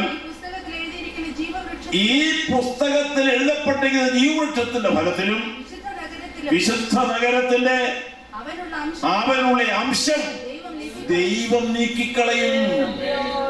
ഇത് യോഹന്നാനോ പ്രവാചകന്മാരോ അവയോ ചെയ്യുന്ന കാര്യമല്ല. ദൈവം വചനത്തിന്റെ പരമാധികാരിയാണ്. അതിനോട് കൂട്ടുന്നവനെ അതിന് ശിക്ഷയുണ്ട്, അതിനോട് കുറയ്ക്കുന്നവനെ അവകാശമില്ലാതെ പോകും. സ്വർഗ്ഗത്തിൽ പ്രവേശിക്കാൻ ഒക്കത്തില്ല. പലരും ഇതിന്റെ ശകലിച്ചിയൊക്കെ പിടിച്ചു പോകുന്നവരെ സൂക്ഷിച്ചോളെ. ഈ വചനത്തിനൊരു പൂർണ്ണ ഉപദേശമുണ്ട്. ചിലർ പറയും സാധനപ്പെട്ടില്ലേ ഒന്നുമില്ല, അവിടെയും പ്രാവശ്യം ഒന്നുമില്ല, അന്യവാഴ പറഞ്ഞില്ലേ ഒന്നുമില്ല, എങ്ങനെങ്കിലും കൊട്ടിത്തുള്ളി നടന്നാൽ മതി. അതൊന്നും ഇവിടെ അംഗീകാരമല്ല. ഈ വചനത്തെ ഔവണ്ണം അംഗീകരിച്ച്, ഈ വചനത്തെ അങ്ങനെ അനുകരിച്ച്, ഈ വചനത്തെ ഔവണ്ണം സ്വീകരിച്ച് അത് പോകുന്നവരുടെ കാര്യമായി ഇവിടെ പറഞ്ഞേക്കുന്നത് കൊണ്ട് ആരും സംശയിക്കല്ലേ. ഈ വചനം സത്യമാണ് എന്ന വസ്തുതയുടെ ഒരു രത്ന ചുരുക്കവും ഇതിന്റെ ആധികാരിക ദൈവ വിശ്വസ്തതയുടെ അത് ഒരു ചെറിയ അറിവുണ്ടാകാൻ ഞാൻ ആദ്യം മുഖം ഉപയോഗിച്ചതേ ഉള്ളൂ. സമയക്കുറവുകൊണ്ട് ഇതിനെ ദീർഘിപ്പിക്കുന്നില്ല. അത് ആ ടോപ്പിക്ക് നിർത്തി. അടുത്തത്, ഈ വീണ്ടും വരവിനുള്ള ബന്ധത്തിൽ ഏറ്റവും മെയിനായിട്ട് ഇപ്പൊ തെളിയിക്കപ്പെടുന്ന അടുത്ത സബ്ജക്റ്റ് ഈ അന്ത്യകാലം എന്ന ടോപ്പിക്കൂടെ വന്നല്ലോ. ബാക്കി വായിച്ചതിനകത്തുണ്ടോ? 2 പ്രാവശ്യം എന്താ പറഞ്ഞത്? ദാനിയേലേ, കോപത്തിന്റെ അന്ത്യകാലത്തെങ്കിൽ സംഭവിപ്പാനിരിക്കുന്നത് ഞാൻ നിന്നെ ഗ്രഹിപ്പിക്കാം, അത് അന്ത്യകാലത്തേക്കുള്ളതാകുന്നു. ഇനി അന്ത്യകാലമാണ് ടോപ്പിക് എടുക്കുന്നത്. അന്ത്യകാലം എന്ന് പറഞ്ഞാൽ അത് എന്ന് ആരംഭിച്ചു, അത് എന്നുവരെ ഉണ്ട്. അതിനെ സംബന്ധിച്ച് ഈ സഭയെന്ന് പറയുന്ന ഒരു അന്ത്യകാല സ്ഥാപനം. എല്ലാ കാലത്തിനും അന്ത്യകാലം എന്ന് പറയാൻ ഒക്കുകയില്ല. മുൻകാലങ്ങളിലെ പല എഴുത്തുകളിലും അന്ത്യകാലം എന്ന് വെച്ചത് ഭാവിയെ ഉദ്ദേശിച്ചാണ്. ഇപ്പോൾ നമുക്ക് വന്നിരിക്കുന്ന അന്ത്യകാലവും സഭ തുടങ്ങിയ ആ പശ്ചാത്തലവും കൂടി വെച്ചുകൊണ്ട് പ്രവർത്തന പുസ്തകം 2-ാം അധ്യായത്തിന്റെ 16-17 വാക്യങ്ങൾ നിങ്ങൾ വായിച്ചാണ്. ബേസ് ബൈബിളാണ്. എന്ത് കാര്യം പറഞ്ഞാലും പ്രൂവ് ചെയ്യേണ്ടത് ബൈബിൾ വെച്ചാണ്. വായിച്ചാട്ട് വാക്യം. പെന്തക്കോസ്ത് നാളിൽ യെരൂശലേമിൽ ഉണ്ടായതായ ആത്മപകർച്ച കണ്ട ജനം 18 ഭാഷക്കാർ വന്ന് ഇനി വീക്ഷിച്ച് അഭിപ്രായപ്രകടനം നടത്തിയപ്പോൾ പത്രോസ് 11 കൂടെ ഏകാത്മാവിൽ എഴുന്നേറ്റ് നിന്നു. സഭയുടെ ഔദ്യോഗികമായ ഉദ്ഘാടന പ്രസംഗം എന്ന ആദ്യ പ്രസംഗമാണ് ഈ പത്രോസിന്റെ പ്രസംഗം. കേട്ടോണേ, ഈ സംഭവം എവിടുന്ന് വന്നു? അവനെ 800 കൊല്ലത്തിന് മുമ്പ് ജീവിച്ചിരുന്ന യോവേൽ പ്രവാചകൻ മുഖാന്തരം അരുളി ചെയ്ത വചനത്തിന് നിവൃത്തിയാണ് ഇതെന്ന് പറഞ്ഞതിന് അർത്ഥം എന്താണെന്ന് മനസ്സിലാക്കാം. അന്ത്യകാലത്ത് സകല ജഡത്തിന്മേൽ വലിയ ആത്മാവിനെ പകരോ. അതേ വൃദ്ധന്മാർ സ്വപ്നങ്ങളെക്കാണ്, യൗവനക്കാർ ദർശനങ്ങളെക്കാണ്. ചുരുക്കത്തിൽ പറഞ്ഞാൽ ആ യോവേൽ പ്രവചനത്തിന്റെ വാക്യങ്ങളുടെ ഉദ്ധരണിയാണ് ഈ 2:16 മുതൽ കിടക്കുന്ന വാക്യം. ഇനി താഴോട്ടൊന്ന് വായിച്ചേ. നിങ്ങളുടെ പുത്രന്മാരും പുത്രിമാരും പ്രവചിക്കും, നിങ്ങളുടെ യൗവനക്കാർ ദർശനങ്ങൾ ദർശിക്കും, നിങ്ങളുടെ വൃദ്ധന്മാർ സ്വപ്നങ്ങൾ കാണും. എന്റെ ദാസന്മാരുടെ മേലും ദാസന്മാരുടെ മേലും കൂടെ ഞാൻ ആ നാളിൽ എന്റെ ആത്മാവിനെ പകരും, അവരും പ്രവചിക്കും. ഞാൻ നീതി ആകാശത്തിൽ അത്ഭുതങ്ങളും താഴെ ഭൂമിയിൽ അടയാളങ്ങളും കാണിക്കും. രക്തവും തീയും പുകയാവിയും തന്നെ. വലുതും പ്രസിദ്ധവുമായ നാൾ വരും മുമ്പേ സൂര്യൻ ഇരുളായും ചന്ദ്രൻ രക്തമായും മാറിപ്പോകും. എന്നാൽ കർത്താവിന്റെ നാമം വിളിച്ചപേക്ഷിക്കുന്നവൻ ഏവനും രക്ഷിക്കപ്പെടുമെന്ന് ദൈവം അരുളിച്ചെയ്യുന്നു. ശരി, ഇത്രയും വാക്യങ്ങളെ ശരിക്കും വിശദീകരിക്കാൻ സമയമില്ലെങ്കിലും മനസ്സിലാകുന്ന രൂപത്തിൽ ഞാൻ പറയാം. പത്രോസ് അപ്പോസ്തലൻ ഈ വേദഭാഗം 110-ാം സങ്കീർത്തനം 16-ാം സങ്കീർത്തനം ഈ 3 വേദഭാഗങ്ങളാണ് പ്രഥമ പ്രസംഗത്തിന് തെളിയിച്ചത്. ഒന്ന്, കർത്താവിന്റെ ഉയർപ്പിനെ, അവന്റെ ഉയർത്തെഴുന്നേൽപ്പിനെ പരാമർശിക്കുന്ന ഭാഗമാണ് അതിലെ ഒരു ഭാഗം. അവൻ ദ്രവത്വം കണ്ടെത്തുകയില്ല. ദാവീദ് പറഞ്ഞ 110 സങ്കീർത്തനത്തിലെ ഒരു ഭാഗമാണ് അതിന്റെ പ്രസക്ത ഭാഗം. അതിലും പ്രസക്തം ഈ ഒരു വേദഭാഗവും കുറവല്ല. അന്ത്യകാലത്ത് സകലയിടത്തിന്മേലും എൻ്റെ ആത്മാവിനെ പകരുകയും തുടർന്നുണ്ടാകുന്ന ആത്മീയ അനുഭവങ്ങളെ കുറിച്ചും പറയുന്നു. അതുകൊണ്ട് സഭ എന്ന ഈ സ്ഥാപനം ഒരു അന്ത്യകാല സ്ഥാപനമാണെന്ന് അപ്പോസ്തലൻ പത്രോസ് 1-ാം പ്രസംഗത്തിൽ വരവ് വെച്ച് ജനത്തെ കേൾപ്പിച്ചു. അപ്പൊ ഇന്ന് അന്ത്യകാലം തുടങ്ങി, അന്ന് അന്ത്യകാലം തുടങ്ങി. അന്ത്യകാല സ്ഥാപനമായ സഭയുടെ പ്രവർത്തനങ്ങൾ ആരംഭിക്കുന്നത് പ്രവചനത്തിൽ എഴുതി വെച്ചിരുന്ന 800 കൊല്ലങ്ങൾക്ക് പുറകിലുള്ള തിരുവെഴുത്താണ്. അതുകൊണ്ട് ഞാൻ പറയട്ടെ, കർത്താവായ യേശു പറഞ്ഞു, ഇവിടെ കാത്തിരുന്ന സ്വർഗത്തിൽ നിന്ന് ആത്മാവിനെ തരാമെന്ന്. അത് തെറ്റാകുമോ? അല്ല, കർത്താവ് അങ്ങനെ തറപ്പിച്ച് പറഞ്ഞിട്ടുണ്ടായിരുന്നു. പക്ഷെ അതവര് പറഞ്ഞില്ല. പത്രോസിന് വേണേ പറയാൻ, ഞങ്ങളോട് ഇരുന്ന് ഞങ്ങളോട് നടന്ന് ഞങ്ങളെ കർത്താവ് പറഞ്ഞാണ് സ്വർഗത്തിൽ ആത്മാവിനെ നിങ്ങൾ കാണുന്ന ഇതാണെന്ന് പറയുന്നത് എന്താ തെറ്റ്? പക്ഷെ പറഞ്ഞില്ല. വാമൊഴിക്കല്ല തെളിവ്, വരമൊഴിക്കാണ്. അതുകൊണ്ട് വരമൊഴിയായി എഴുതപ്പെട്ട തിരുവെഴുത്തുകൾ എടുത്തുകൊണ്ട് ഈ സഭ സ്ഥാപിച്ചത് ദൈവവചനപ്രകാരമാണ്. അത് പ്രവചന ശൈലികളുടെ നിവൃത്തിയാണെന്ന് പറയുവാൻ പത്രോസിന് കഴിഞ്ഞതിന്റെ കാരണം എഴുതപ്പെട്ട തിരുവെഴുത്തിനെ ബേസ് ചെയ്താണ് ഈ സഭ സ്ഥാപിച്ചിരിക്കുന്നത്. ഇപ്പൊ കുറെ വിദ്വാന്മാർ അറിഞ്ഞിട്ടുണ്ട്, പഴയ നിയമം വേണ്ടെന്നും പറഞ്ഞു, പഴയ നിയമം പ്രസംഗിക്കേണ്ടെന്നും പറഞ്ഞ്, പഴയ നിയമം അബദ്ധമാണെന്ന് പറഞ്ഞ്. ഇവിടെ ഒരു മഹാനായ ആ മനുഷ്യന് നമ്മുടെ ദേവദാസന് കഥയച്ചു. അത് ഇങ്ങനെയാണെന്ന് ഞാൻ അറിഞ്ഞ കാര്യമാണ്. പക്ഷേ വളരെ വ്യക്തമായി പറയാം, അത്രയും അധമന്മാർ സഭയ്ക്കകത്തോ അതേ നമ്മുടെ മധ്യത്തിൽ എഴുന്നേൽക്കുമ്പോൾ അവർ ശപിക്കപ്പെട്ടവരാണെന്ന് പൗലോസ് പറഞ്ഞ വാക്ക് ഉപയോഗിക്കാൻ ഒരു കുറ്റവുമില്ല. ദൈവവചനം സമ്പൂർണ്ണ സത്യമാണ്. അത് പഴയ നിയമമായാലും പുതിയ നിയമമായാലും, പഴയ നിയമത്തിന് അടക്കം ചെയ്ത് പുതിയ നിയമം പുറത്തു വന്നേ ഉള്ളൂ. അന്യപ്പെട്ട തിരുവെഴുത്തല്ല, ദൈവവചനം മുഴുവൻ സത്യമാണ്. അത് നമ്മൾ വിശ്വസിക്കുന്നവരും വിശ്വസിക്കേണ്ടവരുമാണ്. അപ്പൊ നമുക്ക് ആ ഭാഗത്ത് നോക്കാം. അപ്പൊ അന്ത്യകാലം തുടങ്ങിയത് യോവേൽ പ്രവചന പ്രകാരം പത്രോസിന്റെ 1-ാമത്തെ പ്രസംഗത്തിൽ സഭാ സ്ഥാപന ദിവസം അതവിടെ ഡിക്ലെയർ ചെയ്ത് പ്രസംഗിച്ച ഭാഗമാണ് ഞാനിപ്പോൾ ആരംഭിച്ചത്. സഭാ സ്ഥാപനത്തോടു കൂടെയാണ്. ഇനി ഇത് അന്ത്യകാലം. ഈ അന്ത്യകാലത്ത് സംഭവിക്കേണ്ട കാര്യങ്ങളൊക്കെ പറഞ്ഞൊക്കെ സംഭവിച്ചും വരുന്നുണ്ട്. എന്നാൽ നിങ്ങളോട് പറയട്ടെ, ഇപ്പോഴത്തെ അന്ത്യകാലം എത്രയാണ്? അന്ത്യകാലഘട്ടങ്ങൾ ഇങ്ങനെ വരികയല്ലേ. നമ്മളിപ്പോ അന്നവര് പറഞ്ഞ പോലെ ഒന്നും നമ്മൾ കാത്തിരിക്കേണ്ടി വരുന്നില്ല. യോഹന്നാൻ അപ്പോസ്തലൻ 2-ാം അധ്യായത്തിന്റെ 18-ാം വാക്യത്തിൽ പറഞ്ഞിരിക്കുന്ന ആ വാക്യം നിങ്ങൾ ശ്രദ്ധിച്ചു നോക്കിയ, കുഞ്ഞുങ്ങളെ, വിശ്വാസികളെ സംഭവം ഇത് അന്ത്യ നാഴികയാകുന്നു. ഇല്ലയോ? അവിടെ ഉണ്ട്. അടുത്ത വാക്യം എന്താണെന്നറിയാമോ? എതിർ ക്രിസ്തു വരുന്നുണ്ടെന്ന് നിങ്ങൾ കേട്ടിട്ടുണ്ടല്ലോ. അന്ത്യകാലത്തിന്റെ അന്ത്യ നാഴികയിലാണ് സഭ വന്നിരിക്കുന്നത്. നമ്മൾ അന്ത്യകാലത്തിന്റെ ആരംഭവും അന്ത്യമൊന്നുമല്ല. അന്ത്യനാഴികയിൽ എത്തിയ നമ്മൾ കാത്തിരിക്കുന്ന മണവാളന്റെ പ്രത്യക്ഷത നമ്മുടെ കണ്ണുകളുടെ മുമ്പിൽ കാണുവാൻ അവസരം അധികം ഉണ്ടാകത്തില്ല. അവനടുക്ക വാതുക്കലായിരിക്കുന്നു എന്ന സ്തുതി നമ്മെയും ചലിപ്പിക്കട്ടെ. കർത്താവിന്റെ വരവ് അടുത്തിരിക്കുന്ന അന്ത്യ നാഴികയിൽ ജീവിക്കുന്ന നമുക്ക് നമ്മുടെ പ്രത്യാശയ്ക്ക് വളരെ വർധനവും നമുക്ക് പുതുജീവന ശക്തിയും ഒക്കെ അതിനാൽ ഉണ്ടാകേണ്ടതാണ്. അതുകൊണ്ട് അന്ത്യകാലം തുടങ്ങിയെങ്കിൽ അന്ത്യ നാഴികയാണ് നമ്മൾ വന്നിരിക്കുന്നത്. അന്ത്യനാഴിക ഇനി അത് കഴിഞ്ഞു. ഇനിയും അന്ത്യകാലമുണ്ടോ? ഈ സഭയോട് കൂടെ അന്ത്യകാലം തീരുമോ? സഭയുടെ അന്ത്യകാല സ്ഥാപനമാണ്. അപ്പൊ എനിക്ക് അന്ത്യനാഴികയുമായത്. അങ്ങനെയാണെങ്കിൽ ഇനിയും പിന്നെ അന്ത്യകാലത്തിന് കാര്യമില്ലല്ലോ. ഉണ്ട്. ദൈവവചനത്തിലേക്ക് നമുക്കൊന്ന് ശ്രദ്ധിക്കാം. എല്ലാം വേദവാക്യങ്ങളും വെച്ചാകുമ്പോൾ നമുക്ക് ബുദ്ധിമുട്ടില്ല. ഇവിടെ വായിച്ച ദാനിയേല് 8:19 മനസ്സിലാക്കിയോ? കോപത്തിന്റെ അന്ത്യനാഴിക എന്നൊരു കാലമുണ്ട്. അതൊക്കെ മണിക്കൂറുകളുടെ പഠനം കൊണ്ട് തെളിയിക്കപ്പെടേണ്ട ഒട്ടുപറഞ്ഞ സംഗതി അതിനകത്തുണ്ട്. കോപത്തിന്റെ അന്ത്യനാഴിക എന്ന് പറഞ്ഞാൽ ഇത് കൃപയുടെ അന്ത്യനാഴിക. ഈ അന്ത്യകാലം ദൈവകൃപയുടെ അന്ത്യകാലമാണ് നമ്മൾ ഈ വന്നിരിക്കുന്നത്. കൃപയാനുള്ള രക്ഷയാണ് ഇന്നത്തെ നമ്മുടെ മുഖ്യ വിഷയം, അനുഭവം. എന്നാൽ ഇതെങ്ങും മാറും. സഭ എടുക്കപ്പെടുന്നതോടുകൂടെ ദൈവകൃപയുടെ ആ കാലയളവ് മാറ്റപ്പെടുകയും പിന്നെയോ ദൈവ കോപത്തിന്റെ ആ കാലം വന്നുകയും ചെയ്യും. നിങ്ങൾ ആ പ്രവൃത്തി പുസ്തകം വായിച്ച വാക്യങ്ങൾ ശ്രദ്ധിച്ചോ? ഇതിനെ രണ്ടായിട്ട് ഡിവൈഡ് ചെയ്യുവാനോട് പറഞ്ഞിരിക്കുന്നത് എന്താന്ന് പറഞ്ഞാൽ എന്താ പറയുന്നത്? രണ്ടായിട്ട് ഇതിനെ ഡിവൈഡ് ചെയ്യുവാൻ എന്തോടെ പറഞ്ഞിരിക്കുന്നത് അറിയത്തില്ല. കറക്റ്റ്.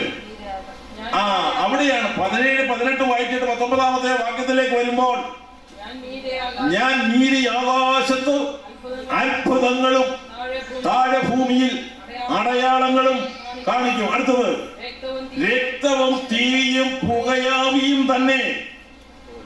യഹോവയുടെ വലുതും ഭയങ്കരമായ നാൾ വരും മുമ്പ് സൂര്യൻ ഇരുളായും ചന്ദ്രൻ രക്തതുല്യമായും. അതൊക്കെ പിന്നാലെയുള്ള ക്ലാസ്സിൽ പറയാം. ഈ കാലികളും കോപത്തിന്റെ അന്ത്യകാലം എന്ന് പറയുന്നത് സഭ എടുക്കപ്പെട്ടതിനു ശേഷം കർത്താവിന്റെ രണ്ടാം വരവിന്റെ രണ്ടാം ആമുഖത്തിനിടയ്ക്കുള്ള ഒരാഴ്ചവട്ടം അഥവാ 7 വർഷമാണ്. ആ 7 വർഷക്കാലമാണ് ഈ കോപത്തിന്റെ അന്ത്യകാലം. അപ്പോൾ കോപത്തിന്റെ അന്ത്യകാലം എന്ന് മെൻഷൻ ചെയ്തിരിക്കുന്ന ഈ 7 വർഷക്കാലം സഭ എടുക്കപ്പെടാതെ തുടങ്ങത്തില്ല.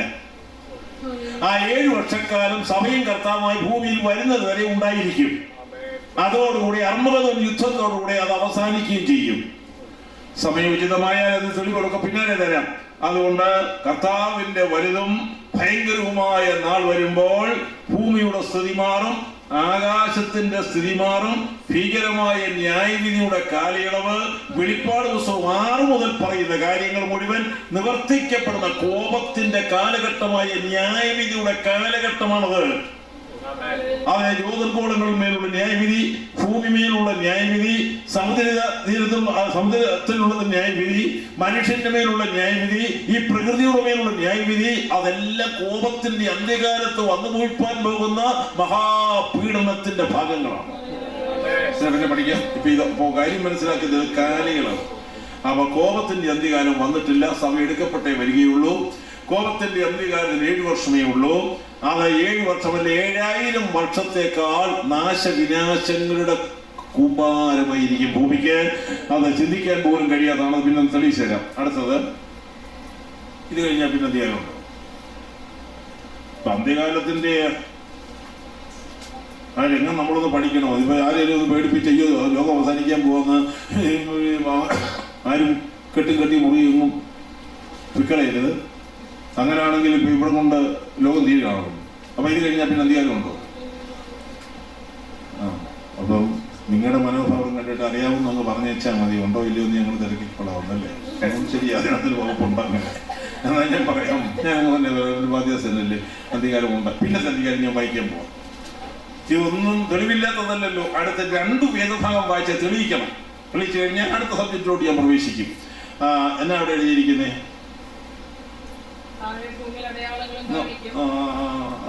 ശരിയാ. യെശയ്യാ 2 മുതലും യോവേൽ 4:1 മുതലുമാണ് ഇനിയത്തെ അന്ത്യകാലം ഏതാണെന്ന് തെളിയിക്കുന്ന വാക്യം. വായിച്ചാട്ടെ. പർവ്വതം പർവ്വതങ്ങളുടെ ശിഖരത്തിൽ സ്ഥാപിതവും കുന്നുകൾക്ക് മീതെ അത് ഉന്നതവുമായിരിക്കും. ഇത് ശ്രദ്ധിച്ചു കേൾക്കണം. സകല ജാതികളും യെരൂശലേമിലേക്ക്, ദാവീദിന്റെ നഗരിയാകുന്ന പർവ്വതത്തിലേക്ക് ദൈവാലയം പണിയാൻ പോകുന്ന, അതെ, ശലോമോൻ ദൈവാലയം ഇരുന്നിടത്ത് തന്നെയാണ് പണിയാൻ പോകുന്നത്. ആ ദൈവാലയത്തിൽ ഭൂമിയിലെ സകല ജാതികളും കൂടി വരും. ആ ദൈവാലയം ആരാ പണിയെന്നറിയാമോ? എനിക്ക് ഒരു വാക്ക് വരുമ്പോൾ നിങ്ങൾക്ക് അതിനെ കുറിച്ച് എനിക്കറിയാവുന്നൊക്കെ പറഞ്ഞോളെന്നുള്ള ആഗ്രഹം കൊണ്ട് ചിലപ്പം അങ്ങ് എക്സ്റ്റെൻഡ് ചെയ്തു പോകും. നേരമില്ലെന്ന് എനിക്കും അറിയാം. 6:12 സക്കറിയ ഒന്ന് വായിച്ചേ.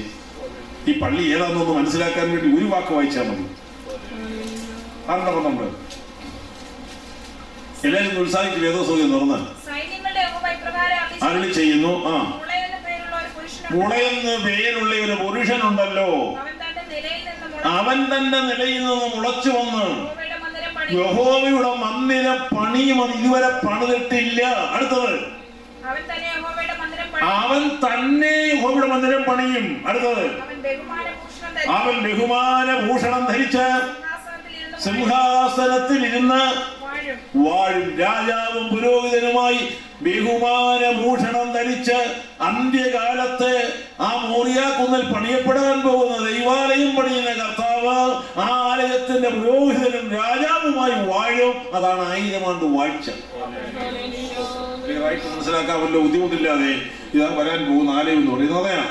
ഇനിയും നമുക്ക് അതിന്റെ തുടർന്നുള്ള ഭാഗം വായിച്ചാൽ കുഞ്ഞെ വേഗത്തിൽ വായിച്ച് വായനങ്ങ. അവൻ സിംഹാസനത്തിൽ പുരോഹിതനുമായിരിക്കും. അത് തീർന്നു. അന്ത്യകാലത്ത് യഹോവയുടെ ആലയമുള്ള പർവ്വതം പർവ്വതങ്ങളുടെ ശിഖരത്തിൽ സ്ഥാപിതവും കുന്നുകൾക്ക് മീതെ ഉന്നതവുമായി സകല ജാതികളും അതിലേക്ക് ഒഴുകിച്ചെല്ലും. അനേക വംശങ്ങളും ചെന്ന് വരുവിൻ നാം യഹോവയുടെ പർവ്വതത്തിലേക്ക് യാക്കോബിൻ ദൈവത്തിന്റെ ആലയത്തിലേക്ക് കയറി ചെല്ലാം.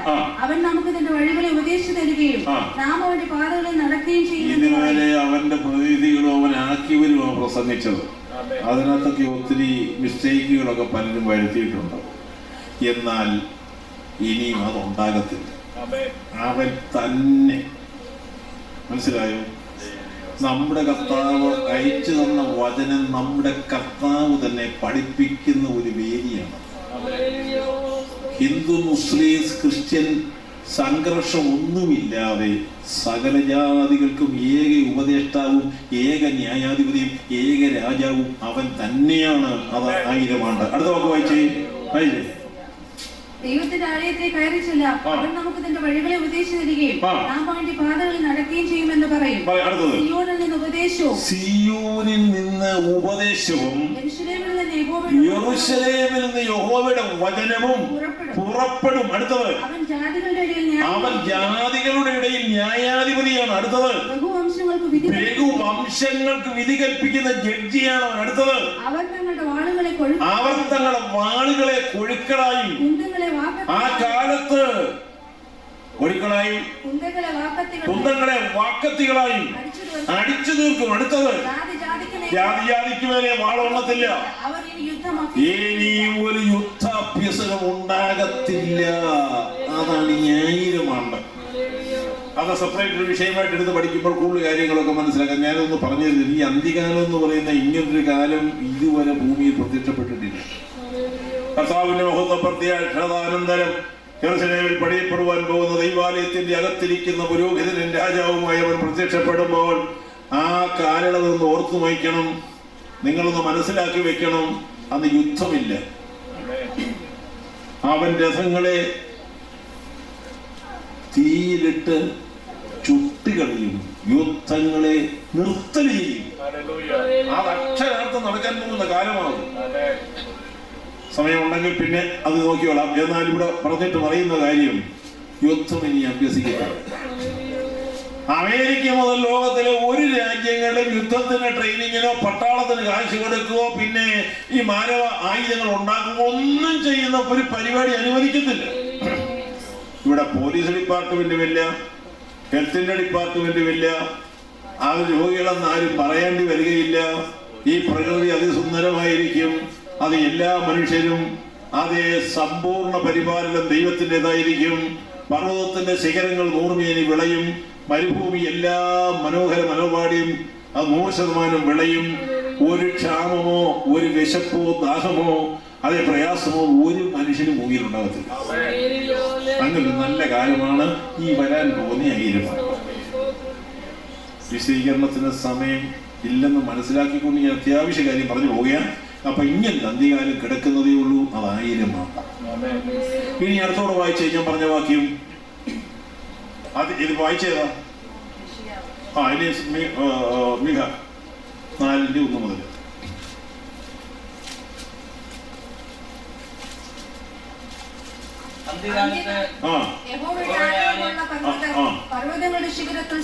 അന്ത്യകാലത്ത് അതേ സെയിം അതുപോലെ തന്നെയാണ് ഈ വേടി. അതുപോലെയുള്ള കാര്യങ്ങൾ അവിടെ പറഞ്ഞിരിക്കുന്നത്. ഇനി നിങ്ങളങ്ങ് നോട്ട് ചെയ്ത ആ പറയുന്ന 5 വാക്യങ്ങളങ്ങ് വായിക്കുമ്പോൾ ഇവിടെ എഴുതിയിരിക്കുന്നതിന് ഒരു കോമായ കുത്തോ വ്യത്യാസമില്ലാതെ ഈ വേദോസ്തവത്തിലുള്ള അത് എല്ലാ ഭാഗങ്ങളും വായിച്ചാൽ ഇതുപോലെ പൊരുത്തപ്പെട്ട ഒരുപോലെ എഴുതിയിരിക്കുന്നില്ല. രണ്ടും ഒരേ കാര്യമാണ്. അത് ക്രിസ്തുവിന്റെ വാഴ്ചയാണ്. അത് 1000 ആണ്ട് വാഴ്ചയാണ്. യുദ്ധമോ ക്ഷാമമോ ഒന്നും ഭൂമിയിൽ ഉണ്ടാകത്തില്ല. അത് അങ്ങനെയൊരു കാലമാണ്. ഈ യുഗത്തിന്റെ അന്ത്യകാലം, ഈ ലോകത്തിന്റെ അന്ത്യകാലം എന്ന് പറയും. ആരെങ്കിലും നിങ്ങളെ പേടിപ്പിക്കാൻ ഇപ്പൊ ലോകം അവസാനിക്കാൻ പോവുക മറ്റേത് അങ്ങനെ ഇങ്ങനെ അതൊന്നും പറഞ്ഞാൽ നിങ്ങളാരും പേടിച്ചു പോകല്ലേ. അമേരിക്കയുടെയും റഷ്യയുടെയും മറ്റേ ചൈനയുടെയും എല്ലാ ബോംബും കൂടി ഇപ്പൊ പൊട്ടിക്കുമെന്ന് പറഞ്ഞാൽ പേടിക്കല്ല. അങ്ങനൊന്നും ഈ ലോകം അവസാനിക്കത്തില്ല. കുറച്ച് ന്യായവിധികൾ പിന്നെ മറ്റ് സ്ഫോടനങ്ങൾ പ്രയാസങ്ങളൊക്കെ ഭൂമിക്ക് ഉണ്ടാകില്ലെന്ന് ഞാൻ പറയുന്നത് നാളെ പറയാം, അല്ലെ അടുത്ത ദിവസങ്ങളിൽ പറയാം. അപ്പോൾ ഇത് ന്യായവിധികളൊക്കെ ഇവിടെ നടക്കുമെങ്കിൽ ലോകാവസാനം ഉണ്ടാകത്തില്ല. ഇത് യുഗാവസാനമാണ്. ലോകാവസാനം എന്ന് പറയുന്നത് 1000 ആണ്ട് കഴിയുമ്പോഴാണ്. പിന്നെയാണ് നമ്മുടെ കർത്താവ് വാണരുടെ യെരൂശലേം നഗരത്തെ, പ്രിയ നഗരത്തെ അതേ പിശാചിനെ അഗാധത്തിൽ അഴിച്ചുവിടുമ്പോൾ അതേ പ്രേരണ കൊടുക്കുന്ന ജാതികൾ അവിടെ വന്ന് യെരൂശലേമിനെതിരെ നിൽക്കുമ്പോൾ സ്വർഗത്തിൽ തീയിറങ്ങി അവരെ നശിപ്പിക്കുന്നതോടുകൂടെ ഈ ഭൂമിയും കത്തും. അതെ, ഈ ജാതികൾ നശിക്കും. ക്രിസ്തുവിന്റെ ആധിപത്യം അവിടെ അവസാനിക്കുകയല്ല, അടുത്ത പുത്തനോട്ട് പോകുക. അത് കഴിയുമ്പോൾ നിത്യതയിലോട്ട് മാറുക. ദൈവത്തിന്റെ കാര്യപരിപാടികൾ അവസാനിക്കുന്നില്ല, എന്നാൽ ഈ ഭൂമിക്ക് അവസാനമാണ്.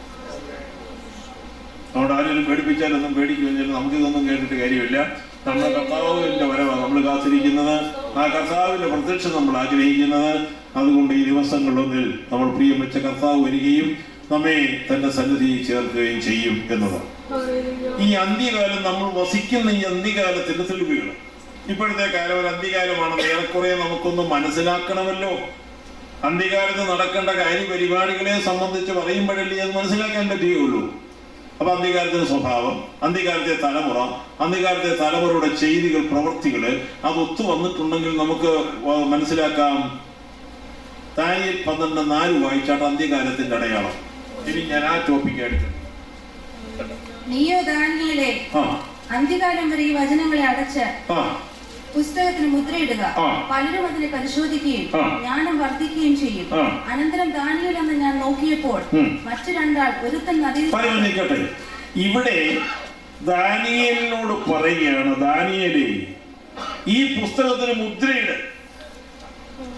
അന്ത്യകാലം വരും. അന്ത്യകാലം വരുമ്പോൾ പലരും ഈ പുസ്തകം ശോധന ചെയ്യും. അതിന്റെ അടയാളം ജ്ഞാനവർദ്ധനവ്. ഇതിനെ പരിധി പറയാൻ നമ്മളെ കൊണ്ട് ആരെങ്കിലും പോകും. ഒരു 50 വർഷത്തിന് മുമ്പ് ജീവിച്ചിരുന്ന ഞങ്ങളെപ്പോലെയൊക്കെ ഉള്ളവരും ഇന്ന് ജീവിക്കുന്ന തലമുറയും കൂടെ താരതമ്യം ചെയ്താൽ അന്ന് സങ്കല്പിക്കാൻ കഴിയാത്ത കാര്യങ്ങളാണ് നമ്മുടെ കുഞ്ഞുങ്ങളുടെ കയ്യിൽ നിന്നിരിക്കുന്നത്. മനസ്സുകൊണ്ട് പോലും നമുക്ക് ചിന്തിക്കാൻ കഴിയത്തില്ല. അത്ര ജ്ഞാനവർദ്ധവ് തൊടുന്നിടത്തെല്ലാം വന്നു കഴിയും. കൊമേഴ്ഷ്യൽ സൈഡായാലും ബാങ്കിങ് സൈഡായാലും മെഡിക്കൽ സൈഡായാലും നമുക്ക് സങ്കല്പിക്കാൻ പോലും വയ്യാത്ത മാറ്റങ്ങൾ. ഇന്നത്തെ കണ്ടുപിടുത്തങ്ങൾ അതൊക്കെ നിങ്ങൾക്ക് എത്രയായാലും എന്നേക്കാൾ കൂടുതൽ ഇതിന്റെ കാര്യം അറിയാമല്ലോ. ഈ ജ്ഞാനവർദ്ധനവ് സംഭവിക്കുന്ന അന്ത്യകാലത്താണെന്ന് വ്യക്തമായി എഴുതി. അപ്പം അത് ഈ നമ്മുടെ സമയം അടുത്തു എന്ന് ചിന്തിക്കുന്നതിന് തെളിവല്ലേ അത്. ഇനിയും 12-ാമത്തെ അധ്യായം 6-ാം വാക്യം ഒന്ന് വായിച്ചാട്ട്. എന്നാൽ ഒരുവൻ ശണവസ്ത്രം ധരിച്ച് നദിയിലെ വെള്ളത്തിന്മീതെ നിൽക്കുന്ന പുരുഷനോട് ഈ അതിശയകാര്യങ്ങളുടെ അവസാനം എപ്പോൾ വരുമെന്ന് ചോദിച്ചു. ശണവസ്ത്രം ധരിച്ച് നദിയിലെ വെള്ളത്തിന്മീതെ നിൽക്കുന്ന പുരുഷൻ വലങ്കയും ഇടങ്കയും സ്വർഗത്തേക്ക് ഉയർത്തി എന്നേക്കും ജീവിച്ചിരിക്കുന്നവനാണ്. ഈ കാലവും കാലങ്ങളും കാലാർത്ഥവും ചൊല്ലും.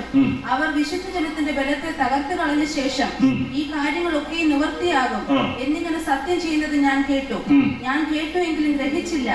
ആകയാൽ ഞാൻ യജമാനനെ ഈ കാര്യങ്ങളുടെ അവസാനം എന്തായിരിക്കുമെന്ന് ചോദിച്ചു. അതിന് അവൻ ഉത്തരം പറഞ്ഞത്, ദാനിയേലേ പോയിക്കൊള്ളുക, ഈ വചനങ്ങൾ അന്ത്യകാലത്തേക്ക് അടച്ചും മുദ്രയിട്ടും ഇരിക്കുന്നു. ദാനിയേലിനെ യാത്ര ചെയ്യിക്കുക. ഈ ഒരു ഭാഗ്യം മറ്റാർക്കും ഉണ്ടായിട്ടുണ്ടോ എന്ന് എനിക്ക് തോന്നുന്നില്ല. ദാനിയേൽ വയ്ക്കൂ, ഇതെങ്ങനെയാ, ഇതെപ്പോഴാണ് നിവർത്തിക്കുന്നൊക്കെ അങ്ങോട്ട് ചോദിച്ചോ പറഞ്ഞത്. പുസ്തകം അടച്ച് മുദ്രയിട്ടോ, ഇത് അന്ത്യകാലത്തേക്കുള്ളതാ എന്നാ 13-ാം വാക്യത്തിൽ ദാനിയേലിനോട് പറഞ്ഞു, നീയോ പൊയ്ക്കൊള്ളുക, കാലാവസാനത്തിൽ നിന്റെ ഓഹരിക്ക് നീ എഴുന്നേറ്റ് വരുന്നൊരു ദിവസമുണ്ട്. ആ പ്രതിഫലത്തിന്റെ ആശ്വാസത്തോടെ അദ്ദേഹത്തെ യാത്ര ചെയ്യിച്ചു. അപ്പോൾ അന്ത്യകാലം അതിനെ നിവർത്തിയിൽ കൊണ്ടുവന്നാണ് ഈ ദൂതം സമാപിപ്പിക്കുന്നത്. പലയിടത്തും മനസ്സിലായല്ലോ. അന്ത്യകാലം എന്ന് പറഞ്ഞാൽ ഇന്നത്തെ സ്ഥിതിഗതികളെ, ജ്ഞാനവർദ്ധനവിനെ, ലോകത്തിന്റെ ഈ വളർച്ച ഉയർച്ച എല്ലാം കൂടെ ഈ കാര്യം വരേണ്ടതാണ്. അത് യാദൃച്ഛികമായി വന്നതല്ല, നമ്മുടെ ദൈവം കരുതി വെച്ചു. ഒന്നും യാദൃച്ഛികമല്ല. അതെന്തെങ്കിലും നമുക്ക് വിശ്വസിക്കുന്നതിന് ബുദ്ധിമുട്ടില്ല എന്നാണ് എൻ്റെ വിഷയം. പിന്നെ ഭക്തിവിരുദ്ധമായ വളരെ ഗുരുതരാവസ്ഥയിലുള്ളൊരു തലമുറ ഇന്ന് ഇവിടെ എഴുന്നേക്കുമെന്നാണ് വാസ്തവത്തിൽ വേദോസ്തവം പറയുന്നത്. അത് എഴുന്നേറ്റിട്ടില്ലെങ്കിലേ ഉള്ള അതിശയം. നിങ്ങൾ ഇനി ലോകത്തെ മുഴുവൻ ഈ വചനം വെച്ചൊന്ന് വിലയിരുത്താൻ 2 തിമോഥെയോസ് 3:1 മുതൽ 5 വരെയുള്ള വേദഭാഗങ്ങൾ നിങ്ങളൊന്നെടുത്ത് വായിച്ചാട്ട് റോമ കാരാഗ്രഹത്തിൽ 14-ാമത്തെ ലേഖനത്തിൽ പൗലോസ് അപ്പോസ്തലൻ തൻ്റെ തൂലികയുടെ അവസാന നിമിഷം ഉപയോഗിച്ചിരിക്കുന്ന ആ വേദഭാഗം വളരെ ശ്രദ്ധാർഹമാണ്. അല്ലല്ല, ഒന്ന് മുതൽ വൈകി. അന്ത്യകാലത്ത് ദുർഘട സമയങ്ങൾ വരുമെന്നറിയാം. അന്ത്യകാലത്ത് പൊതുവെ പറഞ്ഞാൽ ദുർഘട സമയം. വീട്ടിലിരിക്കുന്നവർക്ക് ദുർഘടം, യാത്ര ചെയ്യുന്നവർക്ക് ദുർഘടം, ഏത് വേദിയിൽ എവിടെ കയറിയാലും എവിടെ തുടങ്ങിയാലും ദുർഘടം എന്നുള്ളതേ കേൾക്കാനുള്ളല്ലോ എന്ന് പറഞ്ഞു. ബഹുമാനപ്പെട്ട 23-ാമൻ പോപ്പ് വത്തിക്കാൻ അരമനയിലെ ബാൽക്കണിയിൽ നിന്ന് ജനത്തെ അനുഗ്രഹിച്ചുകൊണ്ടിരിക്കുകയായിരുന്നു. ആ അനുഗ്രഹിച്ച കരങ്ങളിൽ വെടിയുണ്ടയാ തുളഞ്ഞു കയറിയത്. പക്ഷെ നമ്മൾ മനോരമയിൽ അങ്ങനെയൊക്കെ വായിച്ചു. ഞാൻ വത്തിക്കാനിൽ ചെന്ന വത്തിക്കാന്റെ സൂക്ഷിപ്പുകാരായ ആൾക്കാരുമായിട്ട് ഈ വിഷയം ചർച്ച ചെയ്തപ്പോൾ അവർ പറഞ്ഞത് ഇങ്ങനെയാണ്: നിങ്ങൾ വായിച്ച കയ്യേൽ വെടിയുണ്ട കയറിയതേ ഉള്ളൂ, പിതാവിന്റെ ഉദരത്തിൽ 13 വെടിയുണ്ട കയറി. ഉദരത്തിൽ തുളച്ചു കയറി. ഭാഗ്യത്തിന് അദ്ദേഹം രക്ഷപ്പെട്ടു. അത് ദൈവത്തിന്റെ കരുണ എന്ന് പറഞ്ഞാൽ അനുഗ്രഹിക്കാൻ ഉയർത്തിയ കരത്തിന് കിട്ടിയ കൂലി വെടിയുണ്ട്. ദുർഘട സമയം നോക്കും. ഈജിപ്തിലെ സാദത്ത് സ്വജനത്തിന്റെ മധ്യത്തിൽ പരേഡ് കണ്ടുകൊണ്ടിരിക്കുക. ലോകത്തിലെ ഒരു വലിയ മഹാനായിരുന്നു അദ്ദേഹം. കണ്ടുകൊണ്ടിരുന്ന കൂട്ടത്തിൽ സ്വന്തം പട്ടാളക്കാർ തന്റെ സെക്യൂരിറ്റി തന്നെ വെടിവെച്ച് അവിടെ വെടിത്തേക്കാൻ പോകുന്നു. ദുർഘടമാണോ? പോട്ടെ. അമേരിക്കയിലെ കെന്നഡി എങ്ങനെയാ പോയത്? ഡാളസിൽ വെച്ച് അദ്ദേഹം മരിക്കാനുള്ള പ്രവൃത്തി വല്ലതും ചെയ്തോ? പക്ഷേ തന്നെ വരുത്തി. ദുർഘടം. പ്രതീക്ഷിച്ചാണോ വീട്ടിൽ നിന്ന് ഇറങ്ങിയത്? അല്ല.